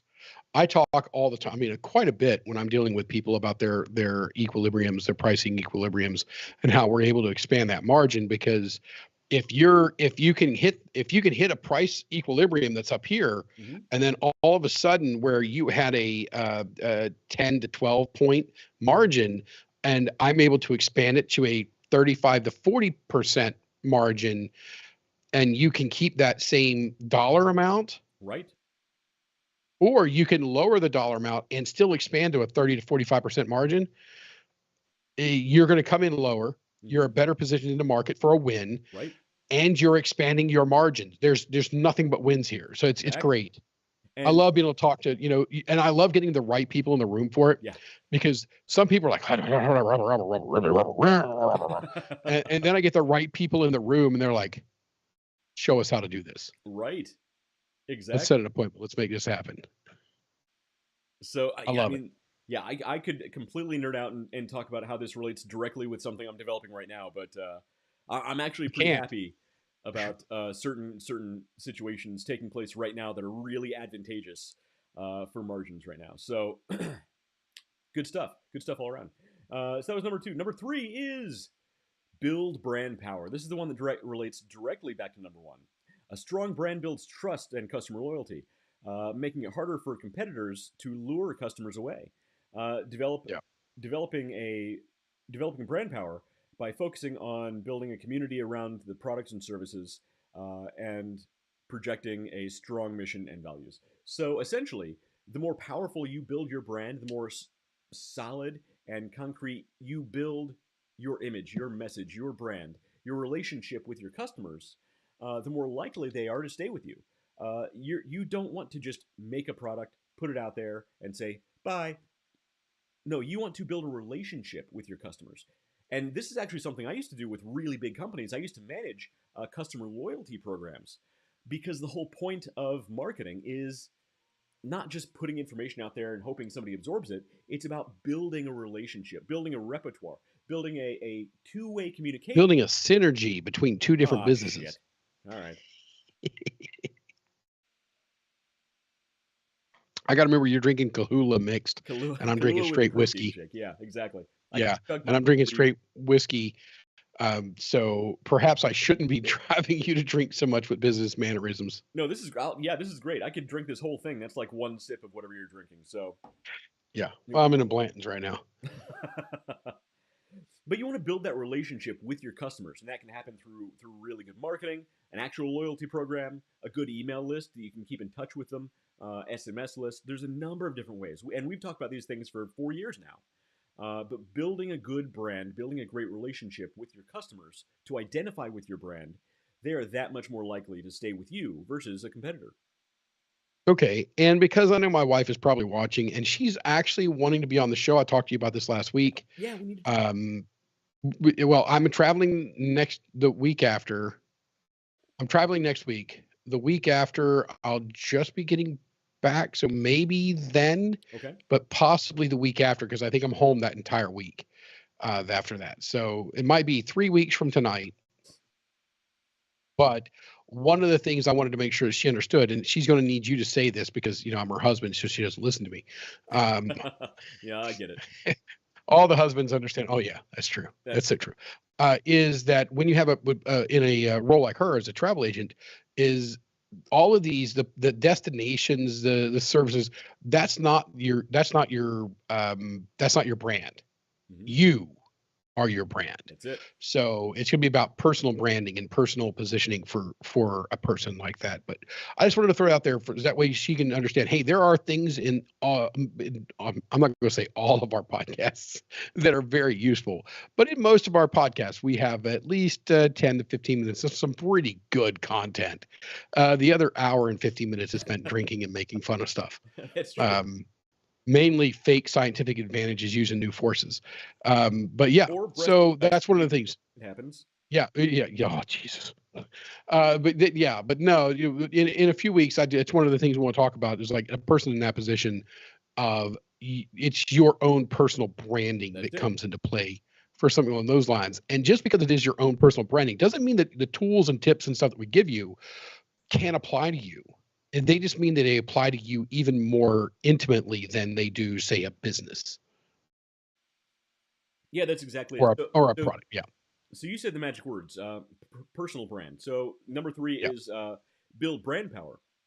When it comes to personal brand, that's massive for big companies and small companies. Um, Yep. so social media changed everything. It changed everything. Before social media, people would buy from a big company because it was a big company. It was a well-known brand. They just knew Nike. They knew McDonald's. They knew Disney. Now, thanks to social media mostly, name me a company that in the last 10 years hasn't had a spokesperson as their brand ambassador, in their commercials. That's just what they do, whether it's an animated character or whether it's a live action person, because that lets people associate a person with that brand. That's Yep. that's personal branding. Now, with smaller companies and social media influencers and whatnot, personal branding is slightly different because it's actually the person coming on talking about their stuff. But it's the same thing in essence. People don't buy anymore from companies. They don't just see a big name like Disney or McDonald's or Nike. Um, Even back in the day, people didn't just buy Nike; they bought Jordans. You know what I mean? So people see a person and they buy from the person, not the company. They want to buy from somebody they trust because nobody trusts a big corporation. They trust Nikki. They trust David sometimes. They trust the Geico Gecko. International speaker guy. They trust International me. speaker David Leffingwell.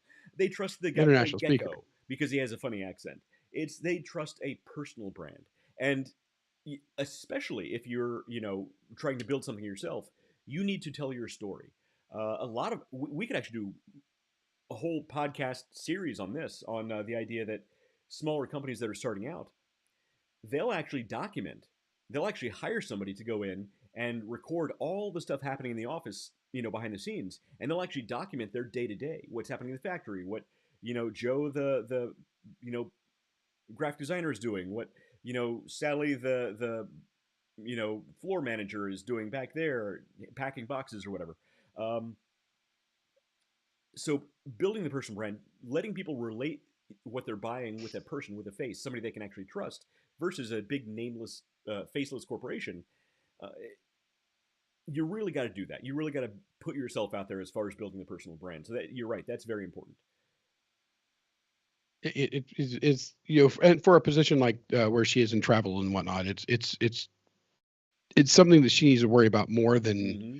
what the price of this is, or whether this number got carried, or whether this thing transfers.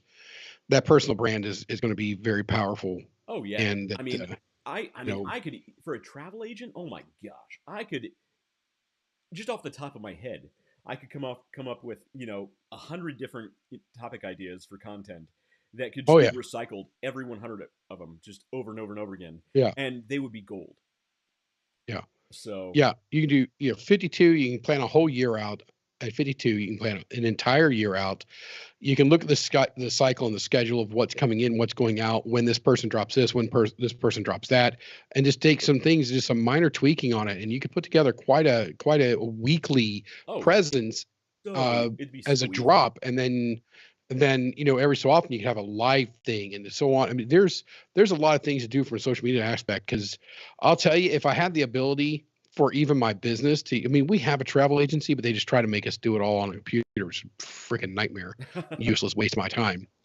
But if I could just send it all to her and say, hey, I got to be here, here, here, here, here, here, here, here, here, Yeah, make it all happen, and walk away from it, and yeah. just I get an email saying you got to fly here, you got to meet done, Oh, pick up the car, go. dude, personal travel The, concierge. I mean, oh, that's a business right there waiting to happen. yeah, yeah, that would be. I mean, they have them out there, but They have them out there, but there's never enough of them. I mean, that needs to be a thing. no, There needs to be a personal yeah, there needs to be a personal traveling concierge app where you just go that on would be there, awesome. you get a dedicated concierge who plans your whole thing. It's all on That's your app, basically what she does now, but it's not an app. right? It needs to be a thing. Yeah, That would be so easy to develop. But as far as building a personal brand, the hardest part is just getting in front of the camera, just sitting down, yeah, getting looking started. at this piece of plastic and metal and glass, and just speaking for 10 minutes. It's a lot I mean, harder I than people think recommend it is. alcohol. What's that? It's easier if I you've been drinking. Yes, I get it. Yes, it's a little easier. I mean, now it doesn't matter to us, but Our uh, first but when episode. we first started, those first few episodes before we introduced the world of what are you drinking tonight, those were rough. Hi, But now, I mean, I'm if I Wes. were just drinking water tonight, I'm just the same goofy. Yeah, it's Right. so comfortable, so and I do my meetings and stuff. I'm always on camera, Hmm. and people are like, you just seem so comfortable there," and I go, "Well, I am. Like, I am absolutely at home. I don't. It doesn't bother me whatsoever. It's what you Yeah, it's literally I do this for fun. So you guys are paying me to do it. I got no problem with that either. So yeah. do. Right. Yeah, somebody's got to start All paying me to right, do this. All right, number four. number 4 of 8 Number four is leverage pieces of 8 intellectual here. property and patents. This is a big one. This is a big one, especially if you have a product, not necessarily a service. It's Or say I know this applies to you right now. patents, trademarks, and proprietary technology can provide legal protection against competitors copying your innovations. While IP alone isn't always enough to sustain a business, it can offer an early advantage and attract investors looking for defensibility. So, I would say on this same note, yeah, defend your IP well, you have to. So, a lot of people don't realize that. in every situation. Nobody gets a free ride. So, you need Nobody. to defend your IP in every situation. You need to get a patent on your ideas, if possible. And a lot of people actually make this mistake. Somebody will get a patent or a trademark, and they'll forget about it. They won't even do research. They'll just let it go. And over time, this guy over here, this person over here, this product over here, slightly infringes, and then the next one slightly infringes a little bit more, and the next one slightly infringes a little bit more. And by the time you actually want to push back on somebody and say, "Hey, you can't copy my idea. I got a patent or I got a trademark," Now you've set a precedent. you've set a legal precedent that you haven't defended your IP, your Yeah. intellectual property, and the court's going to say, why didn't you defend it over the last 4 or 5 years?" Well, I Yeah. didn't know. I've been busy. Well, it's your Yeah. IP. If you didn't That's defend it, you it's didn't. your IP. You got to defend it. So even Yeah. though you have a patent or a trademark, now it's completely useless, and it's the Yeah. entire world can essentially use your intellectual property. So, but if you get a patent or a trademark, what that can do is that can actually set you aside from your competition. That can actually give you years head start on any potential competition if your idea is that unique. Now you got to think the human brain is some are better than others, but in general it's a pretty cool thing in that it can always find a way around a problem. Meaning if you get to have a patent or a trademark, somebody can always find a way around it and find a way to make your idea work in a different way. But Yeah. Call me. I'm great at that. it's going to take them time to develop, to think of a way around it, to develop that way to actually do it. I mean, you could have 12 months of complete market isolation to say you are the only one on the market doing what you do, selling what you sell, and that 1 year can make all the difference. That can make you the name synonymous with The that product or Kleenex. service. Right, exactly. Kleenex, Q-tip. The thing that I'm developing, I want my piece of technology, I want to Yeah. be the Simply Safe of that technology. There are a number of Yeah. different brands, but people, you have Simply Safe, I get Simply Safe. Well, I'm going to break it to him. All right. West is developing Q-Tip Plus that comes not only with the Q-tips, but also with a streaming service with video. It's true. It's great. It's great. It's a It's a great little thing. tiny camera that sees inside your ear, and it streams to all your friends. Yeah. Live wax cleaning by West. Right, and the best thing is, it comes in multiple different sizes. You don't just have to stick in your ear. I'm So, just going to IP. walk away. Did I have you panic there? Did I have you panic there for just a half a second? So intellectual property. So that's a yes. You don't just have to stick it in your ear. It can go anywhere. Yeah, yeah, Dave. Stick it if you shut up. Don't say stuff like that. Give me a heart attack. It's great. It's great. Anyway, number 5. Number 5 is create switching costs. Now this one is This is a new one to me. This one will not make a lot of friends, Apple. So I'm going to explain what this is, and even though I don't like this one, from a business perspective, it still works. All right, create switching costs. If customers face high costs in terms of money, time, effort, status, when switching to a competitor, they're more likely to stay with you. Apple, Yeah. building switching costs by creating deeply integrated solutions and offering personalized customer experience. Look, Android. companies do this on purpose. If you get into Apple products, they all work together. You have to essentially stay with Apple in most cases. It doesn't. It's not really advantageous to get other brand devices to work with your Apple stuff. It's best if it's all Apple because it all works together. It's made to work together.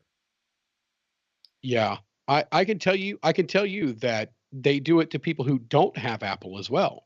If I text West or somebody with an iPhone that's Yeah, not set up certain in here, or I'm not set up certain right. on their phones, if I text them from my personal phone Mm-hmm. with Android, Yep.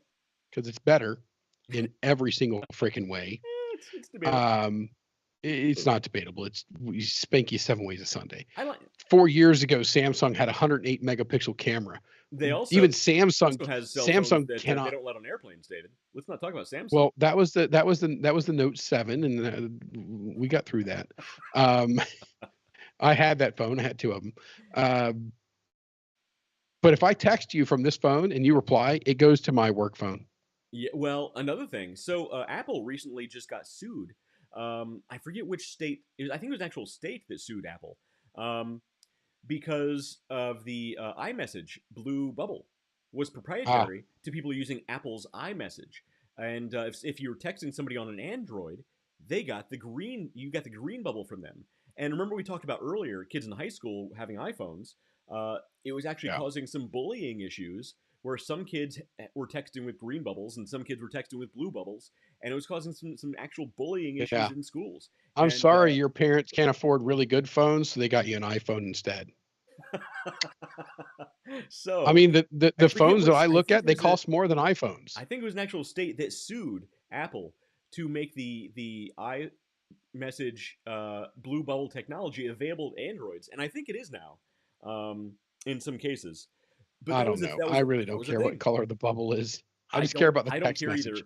But I'm also not a 15-year-old girl, and they are mean. Yeah, it is. Yeah, absolutely. So my daughter has no social media stuff whatsoever. Good. That is, you're a good father, Because David. I say, and all of her friends are going, so I want this, I want that. I was like, look here, man, you girls are mean enough as it is.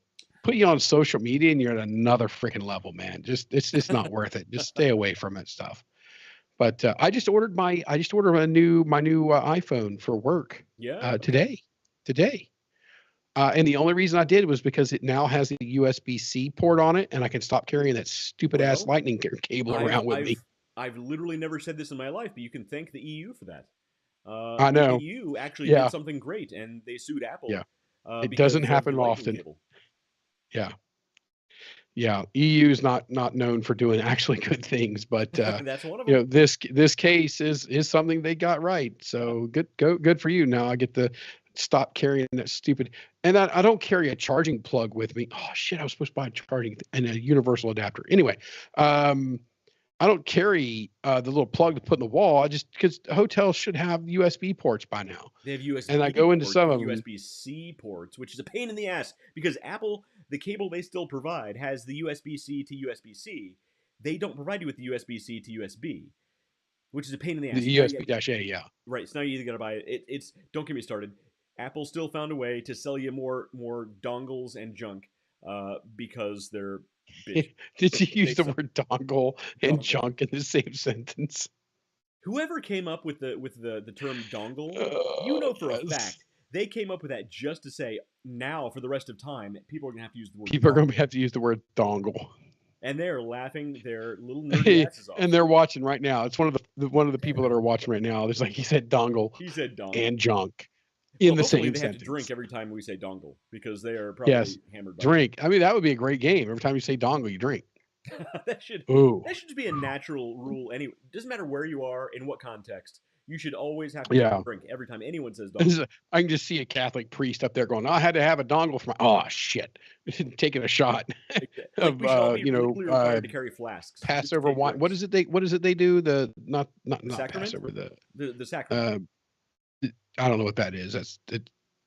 It's where you drink the wine and eat the cracker. Oh yeah. The wine and cracker thing. Yeah, and I can see him up there. You just have to David do a is a shot. big churchgoer. It's a cracker. It's I think it's called something else in the churches I went to, but yeah, but I don't remember what it was.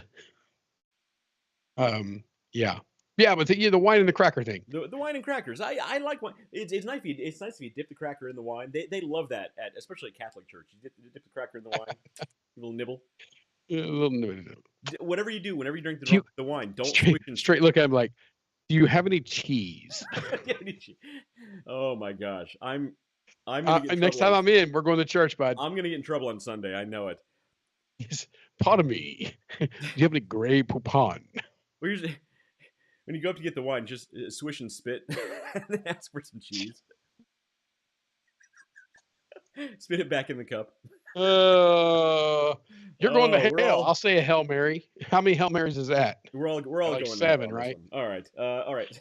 Oh, so that was number cheese. So number 5. Basically, if I don't recommend it, but if you can build in a cost to moving to a competitor, whether it's a cost of time, cost of money, exit cost cost of social status in some cases, Apple, it could. I went the other. It won't make customers. I went the other direction, where a lot of my people. So when I was in Ohio and I was doing the business stuff over there with the company I was with, everybody else had an exit cost. It was you're in a contract, you're in this right here. You had to pay all this stuff out, and I was the guy that stepped in. It's like, look here, you got to give me 30 days notice, and then if you don't like what I'm doing, I'm going to refund you for the rest of the year. And they're like, what? Like, yeah. There's no contract. Yeah. I'm going to give you're going to pay up front for the year. If you end in June, I'm giving you half your money back. Yeah. Okay. That's good. You got to give me a 30-day notice, because if I'm not doing the work to keep you as a customer, then I don't deserve to keep you as a customer. You know how many people left? Fucking none. I believe it. And they told their other people, they're like, no, you guys need to talk to David. You got to go talk to David. They don't play the contract bull crap that everybody else does. They don't try to lock you in. So I took the other route because everybody else was doing that, make it an exit cost. And I said, I got your back. In fact, I'll help the next company. I'll keep it live until the next company actually gets there, because they never get there on time. Yeah. And what'll happen is that I had one person that calls like, yeah, we're going to change over. The whole company went to it, blah, blah, blah, blah. Nothing I can do. Okay, no worries. When are you going to it? Well, we're going to turn it off on this day. Okay, great. And it was like a week after, like, are we still on? Which they never came. I was like, no, I kept you on. I can see the signals. I check you every day to make sure you're still sending signals. And when you stop sending signals, I'll shut it off. And they're like, thank you so much. They call me back like, hey, we want to move our whole company over to you. Right. Well, so you're actually playing a different game that's not on this list, and it should have been. Yeah, maybe we should add number 9. It's called just being a badass salesman. I would call it good customer service. Because at that point, you're not being a salesman. You've already made the sale. It's good customer service. Good client great customer service. And I talk about that a lot. Don't get me on that rant. We don't have another 20 minutes for me to freaking rant about another hour. Let us know about the worst customer service experience you've ever had. Why don't you tell us that? All right, let's not do that. So basically, if you can build in a cost to keep your customers, that's a way to do it. I don't recommend it. That was number 5. Number 6 is form exclusive partnerships.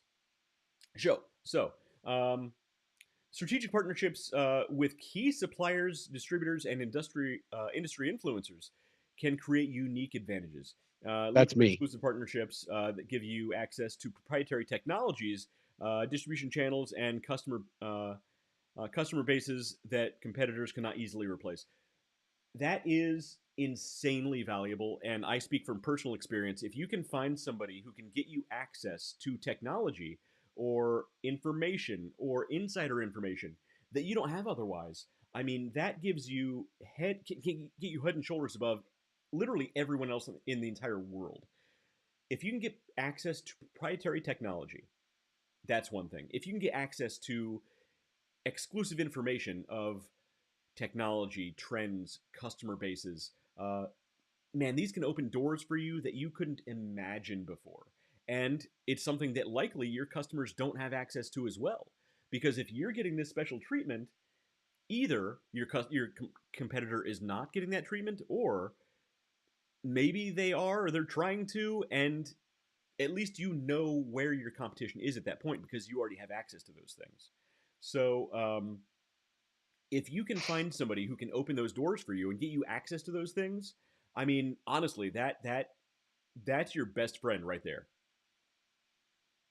So, David, you deal with a lot of pretty exclusive technologies with your clients, and I'm sure that you've opened doors for a lot of people that over the years that have not maybe understood the advantage they had. Yeah, there's a lot of people who have left a lot on the table. Yeah. I've handed over a lot. I'm very free with helping, very free with it, and it's I'm. Some people look at it and go, "Wow, man, he just rambles on about this." I'm like, I didn't ramble on about it. I just you weren't smart enough to understand what I was telling you. So somebody else used it, and now you don't have a shot. Not really even oversharing. It's just, when somebody has a opportunity, and especially in the world that I'm in, if they have an opportunity that kind of fills in my world, I want them to succeed because what I do, in my opinion, not my opinion, what I do matters. And it makes the world a better and safer place. And the more people we have doing that, the better off we all are. So I'm very free with it. I do help a ton of people. Some people get it. Some people are going, "Well, you don't understand my," okay, great. I get it. You don't, whatever. You don't understand what I'm telling you. You can't comprehend it. You're looking at the wrong side of the graph. All of those things are just fine. You do your business, go for it, because somebody else is going to do it. I guarantee it. That's it. You're going to like the way you look. I guarantee it. They didn't bring that guy back. Is that was also bullshit? The guy? I'm not just the president. I'm also a client. Is that the hair club? No, that was the hair club for men guy, but this was the Men's Warehouse guy. That's like, you're gonna like the way you look. I knew it was a men's. What they did to him was a bull crap. They didn't bring him back. That company has went way downhill since he left. Men's Wear. I haven't seen the marketing in a long time. I don't know. It's all garbage. It's all garbage. It's all canned stuff. There's no personalization. There's no nothing. Sucks. That's a brand right there. That's a brand I wish somebody would call us some, "Hey guys, hey guys." That sounded manly. Hey guys, I got a Men's Warehouse hey Cal, for you. Hey Cal, you want to play Guitar Hero? Kind of, anyway, that's a brand that could be reestablished, especially in today's market, as a premier, not a standard. Oh, it's just a place down in the strip plaza. Premium. That place could premium price.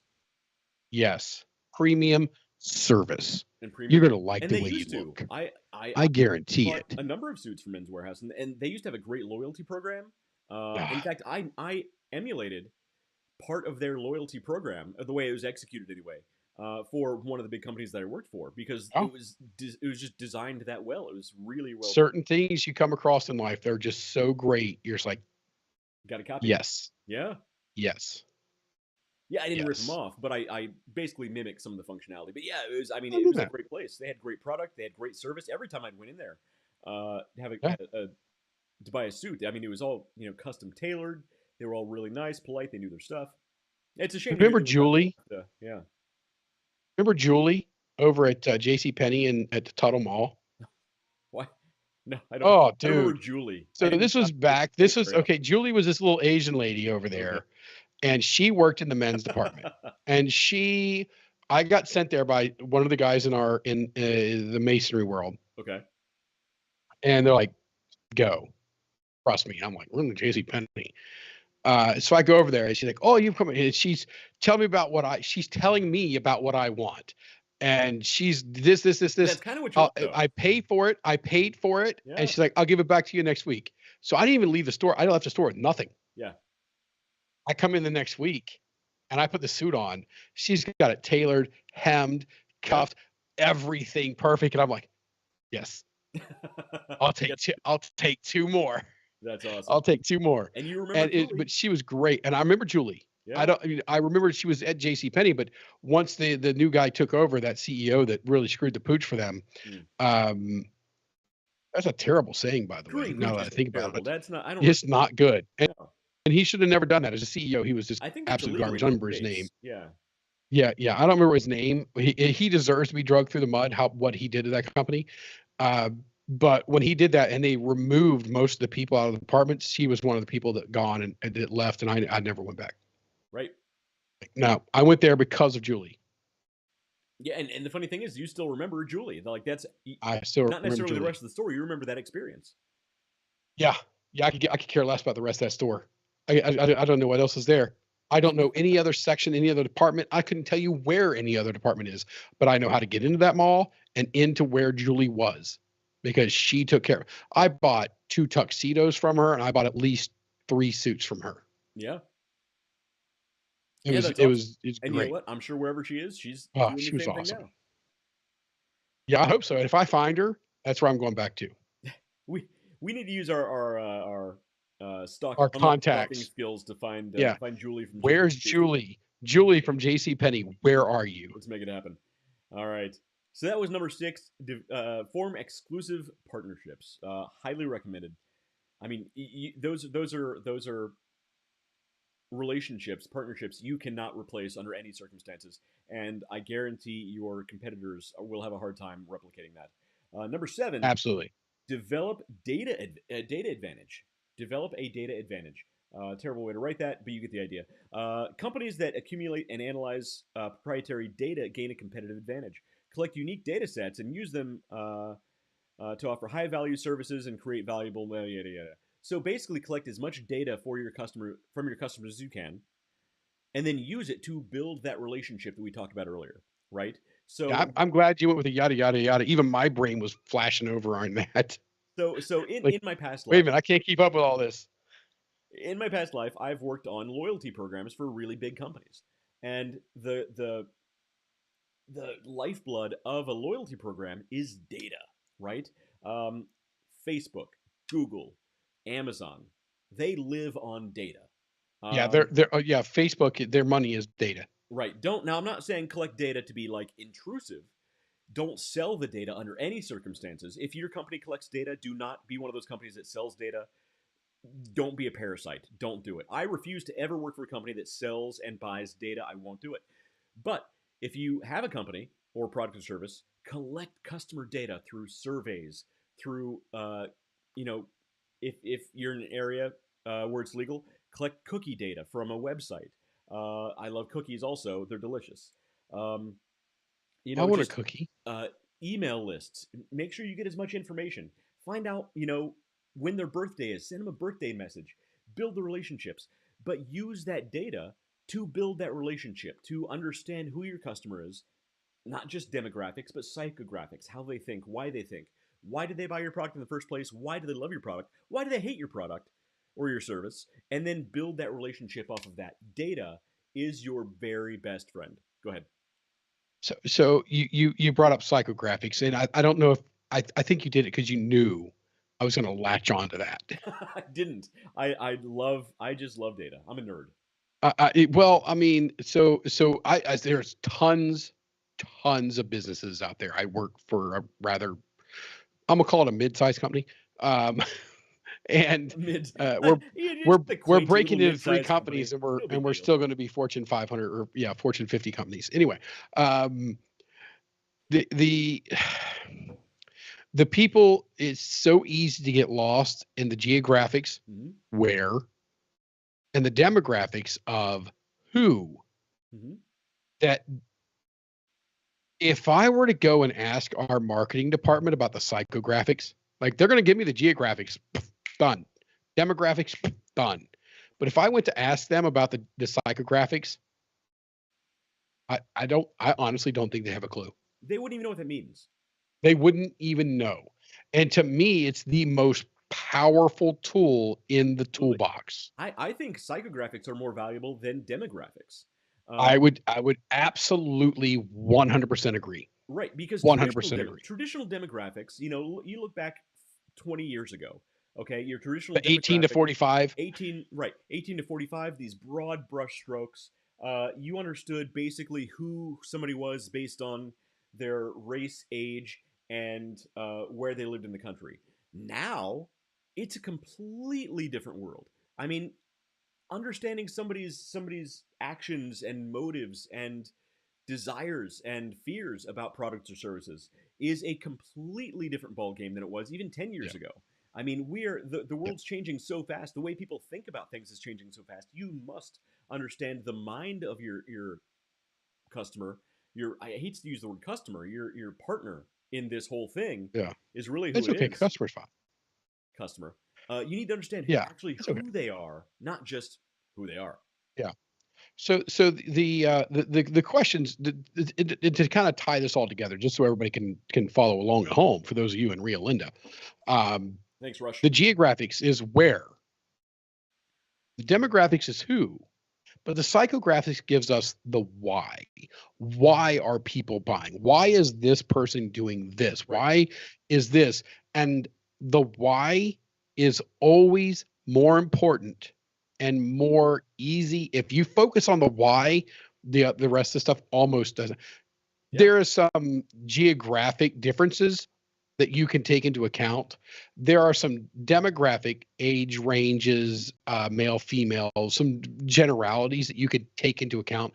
But if you solve the why, Mm-hmm. That's it. You're gold.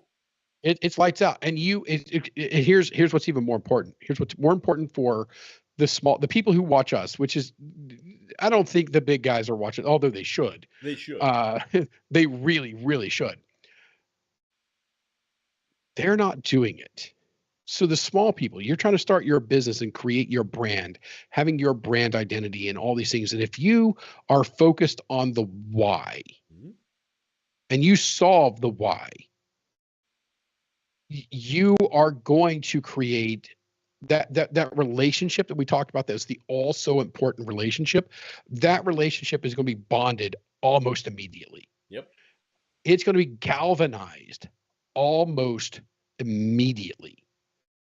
And I don't want to put too fine a point on this. That is where I excel when I do sales stuff. I don't care about the who and the what, the when and the where.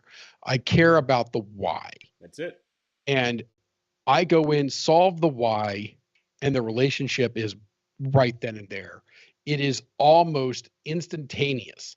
If somebody was to come in and try to break that bond, the amount of work they're going to have to do, they're going to go look at it, looking at the ROI on it, this return on investment. They're going to go, it's up here. We're not going to work. Let that guy go. It's not worth our time. Right. It's going to take us so much to try to break that relationship between this company and David to make that happen. Mm-hmm. Solve the why. Right. And the only way you can get that from dealing with, a customer base Data. is understanding the data. Build Understanding the the data data. advantage. Get as much data as possible. Again, never ever buy or sell data. Do not be a parasite. But collect as much data as you can and use it to build a relationship, because that's ultimately what you want to do. Build the relationship with your customers because of you have access to that data.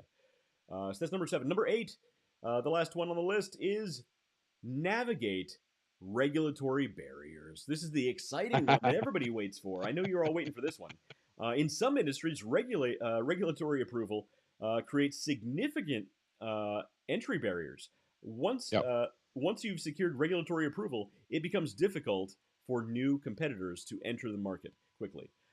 And that's a big one. I mean, it doesn't matter what industry you're going into. Say what we're not getting into governmental conversations here, but say what you want to. The government controls pretty much every industry in America. If you're listening Via to regulation. Via regulation, and that's just it. If you can understand, If you're listening to us outside of of those America, you're regulations- actually probably worse. What's that? Yeah, exactly. They're listening Yeah, to us that's outside right. of America, If you're actually in listening probably worse in another situation. country, you probably have more conditions. stringent regulations. But understand the regulatory ins and outs of your industry, of your product or service. And if you can break through those barriers, man, you're gold, because your competitors, they're going to have to go through the same hoops that you do. And chances are, if you've done it better and more efficiently, more quickly than them, you have that much more of a head start. So I know my product that I'm developing, series of products, need pretty specific regulatory approval. Now, they don't really need it. I could technically sell my stuff without it, but it wouldn't hold the same weight, water, and legal compliance in some cases, And protection. and protections, right? As it would if I get the approval. So it's something that everybody does, and you kind of have to because of those reasons. So understand the regulatory aspect of your product or service, and again, you can have that much more of a leg up over your competition. This is the most exciting one. I knew you'd love this one, David.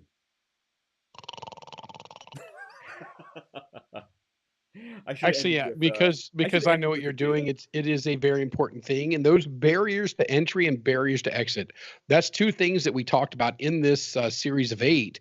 The barriers to entry for you as a business, and or for your competitors as a business, and the barriers to exit for your customers and clients. That's it. So we've covered the in and the out of that, and regulatory is very important, It's boring, but it's and something. it can give you a marketing advantage that somebody else, even different regulatory compliance agencies, there are some that are absolutely preferred over others. Right. And there's a quick way you can get the guy down here real quick. You can go into the Caribbean and get your MD pretty quick and easy, Yeah, if you but want. you're going to have a harder time actually getting hired for an actual position. Right, if you want your Uh, medical degree coming from, yeah. Jamaica State University, whatever. Yeah. Yeah, man. They play that one song. I'm absolutely convinced, just on that note, I'm actually convinced that there's only one reggae song. They just keep playing it in a loop, and it's so freaking long that we forget the beginning of it before they get to the end of it. The only So it's just reggae the that I one know song. is Bob Marley, and I That's it. That's the everything he one. did was gold. He It's didn't one need one song. song. Oh, no, it was one song. That was it. He said it was like one love, one song. And see, he told you right One there. song. That's it. That's all. And it's just one song, and it was just they just chopped it up. It God. was I mean, it okay. was core content chopped into pillar, or it was pillar content chopped into segmented content. Okay. You know what? I could buy that argument. I don't. Okay. Yeah, they all sound alike.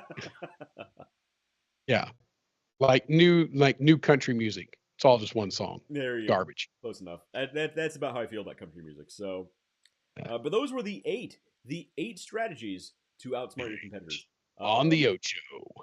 Regardless of your product or service, these are things that you're going to need.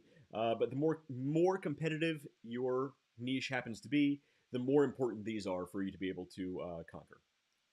Best. We failed. What did we fail? We failed. You failed at had anything. the 8. You had 8. That I You did had say 8. The number of dodgeball references we could have had during this show if we'd have thought this through. dodgeball. 8 on the Ocho, ESPN Ocho. For It's 8. been many years since I've seen the movie Dodgeball. Do I need to go So back they're and coming out rewatch with a the movie new. Dodgeball? Nobody should have watched it the first time, but yeah, go ahead. Well, if you can dodge a wrench, you can dodge a ball. Dodge a wrench, you can dodge a ball. They're coming out with a new esque version of that movie based around pickleball. Oh, I'm out. Pickleball. It's not a sport. It's not a I sport. played pickleball. I played pickleball in junior high. I was pretty good at it, but pickleball didn't exist when you were in junior high. it did. It did. And then it disappeared. It was in. And I talked about playing pickleball like when I was in Columbus. Like, oh yeah, I used to play this game called pickleball, and people laughed at me like, that's not a thing. Like, well, no, we played it. It was in junior high. We played pickleball, and now it's like freaking everywhere. I thought it was invented like around COVID times. No, pickleball's been around for a while. Okay, because either way, it's not a sport. I mean, we're talking mid-90s, dude. It's basically for people who can't play tennis because they're too out of shape or lazy, trying to play tennis. That's what it is. It's not a sport. Yeah, it's tennis with a wiffle ball. Yeah, that's a bold strategy, Cotton. Yes. Taking it back to dodgeball. All right, dodgeball, on the other hand, should be in the Olympics. I've been saying that for years. If you can have competitive hula hooping in the Olympics, you should have dodgeball in the Olympics. Wait, is there competitive hula hooping in the Olympics? Oh yes. Oh man, yes. I like the sport where they skate around and they shoot shit. See the cross country, that's cool. Yeah, they're like huff huff huff huff, clack, pack, pack, pack, pack. So yeah, that's cool. Not too long ago, a gold medal, one of the gold medal cross country guys, was saying that even though he won the gold medal for the cross country and shooting in the Olympics, he himself still could not have made the shots that I almost said Paul Harvey. Lee Harvey Oswald made Now on you JFK. know. I don't Well, think. I mean, And by the way, I we think know I the just started. truth on that now. I just started a new conspiracy theory that Paul Harvey actually was the one who killed JFK. It was Paul Harvey on the It grassy was not. knoll. It was not. They just released all that.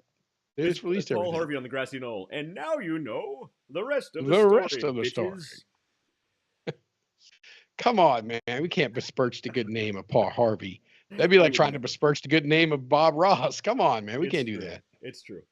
Although yeah, all right, I won't go there. But yeah. So uh, anyway, that was a weird turn right there for the show to take. Yeah. But So that the was only that thing was the show. Bob Ross needed was people to talk to like us about business. So the Kozlowskis or Kowalski, whatever freaking Polish people that took over his domain and empire and screwed his son out of everything. He needed somebody like us to step in and be like, no, cut those fuckers out. I don't know that story, but he definitely needed somebody taking care of his IP. Yes, it was ruined. Those I, people, I assume his family had control of his stuff. no, Steve, his son was a great kid, and I watched him in the videos where he guest hosted and did some stuff, but yeah, he never got a dime. Oh, that The sucks, man. the, Yeah, the the rest of Kozlowskis or whoever it was, no way. they screwed that whole family out of Oh, everything. dude, that sucks. Yeah, is bad, Not is cool. bad. I know, bastards. Well, now that we're ending the show on a high note, Yeah, let's talk about more dead people now. let's talk more about how Paul Harvey was actually the one who shot JFK. All right. It's not. Go back to your Turtle Earth Society. Exactly. stuff. I'm telling. Prove to me the Earth isn't on the back of a giant turtle. You can't do it. Yeah, we can. You can't do I it. mean, we've got live images from the space station. We got images from the moon. You At mean no the point did highly we see a edited little photos that NASA provided? Yes, those. At no point did you see any smudging of them erasing a big turtle head poking It's out the all trousers. Photoshop, David. It's It's all Photoshop. Just It's says blue it's screen. 57 years before Photoshop came along, but they photoshopped it, David. It's blue screen in Photoshop. It's all turtles all It's the way. blue screen. It's all turtles. It's all turtles. It's turtles all the way down. All turtles. This is Leonardo. We were on the back of Leonardo. Leonardo the turtle. Anyway, I've been Wes. This guy's been David. We will see you guys next week. The show's getting too weird. And hang on. I'll be in Peru. So next you're week in we got to Peru? find a way to flip my screen upside down. Well, so are you actually going to join us from Peru next week? That's the goal. So it's You're in the crazy same time enough. zone. It's 1 hour behind. You're 1 hour behind. So it'll be 7:00 for me, 8:00 for you. Okay. David claims Yeah, he will so be 7 live with o'clock's us from fine. Peru next week. We'll see how that goes. Yeah. It's Thursday. Yeah, it's fine. I should be fine. I should be done with any kind of. I've got my speaking engagements during the day. Then I'll have a dinner assignment, and then I'll be in my hotel and should be able to take the call by 7. All right. If you can't, David, I will not hold it against you if you can't join us from Peru. I'll join you from Peru. That'd be pretty amazing. You got to find some good local beer and or whatever their traditional liqueur of choice there happens to be. Yeah, I'll take the liqueur because I want as much stuff as possible to kill out any type of hepatitis A that they're going to give me. I'm going to get my shot tomorrow. I think Peru's probably okay to drink the water. Is that one of that? It is not. It is not. It is not. It is the first thing on the list of travel to Peru. Is like, do not drink the fucking water. Do not drink the water. All right. Well, so I've been overseas and I've caught some parasitical friends in the past. I recommend figuring out a good anti-parasitic medication. Take that with you. And Bismol, and you'll be okay. Yeah, I can't no ice. Wet wipes. No ice. Yeah, I might stop at I'd say CVS, but I don't know what it's going to say. I don't know how you spell CVS in Spanish. Don't get ice in your drink. No ice in my drinks. None. That's important. So yeah, I'm gonna have to have everything freezer cold because you know me, I like ice cold beverages. So you do. All right, your beer ice cold. So not my beer. He's been West. I've been Dave. This has been the Underdog Journey. We're going to see you next week. My picture will be upside down. Out.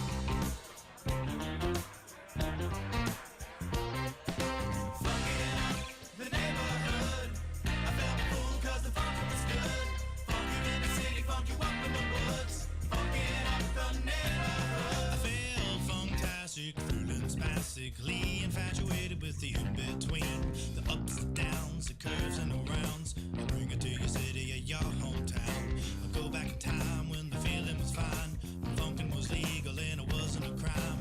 Party people lined up and down the way, a bigger celebration than your birthday. Funkin' up the neighborhood, I felt cool 'cause the funkin' was good. Funkin' in the city, funk you up in the woods. Funkin' up the neighborhood. The neighborhood, I felt cool 'cause the funkin' was good.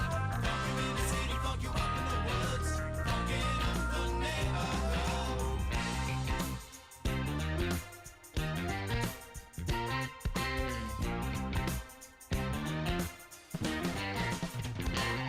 And I have seen the world pristine, funk you up in the bushes, funk you down in the trees. Now look around, all the frowns, the yellow, the white, the red and the brown. And keep in mind, it never costs a dime, 'cause funkin' is free, I remember the time. Now look today, the streets are gray, time to take it back to yesterday. Funkin' in the neighborhood, I felt the fool 'cause the funkin' was good. Funkin' in the city, funk you up in the woods. Funkin' up the neighborhood, funkin' up the neighborhood. I felt the fool 'cause the funkin' was good. It was good in the city, funk you up in the woods. Funkin' up the neighborhood.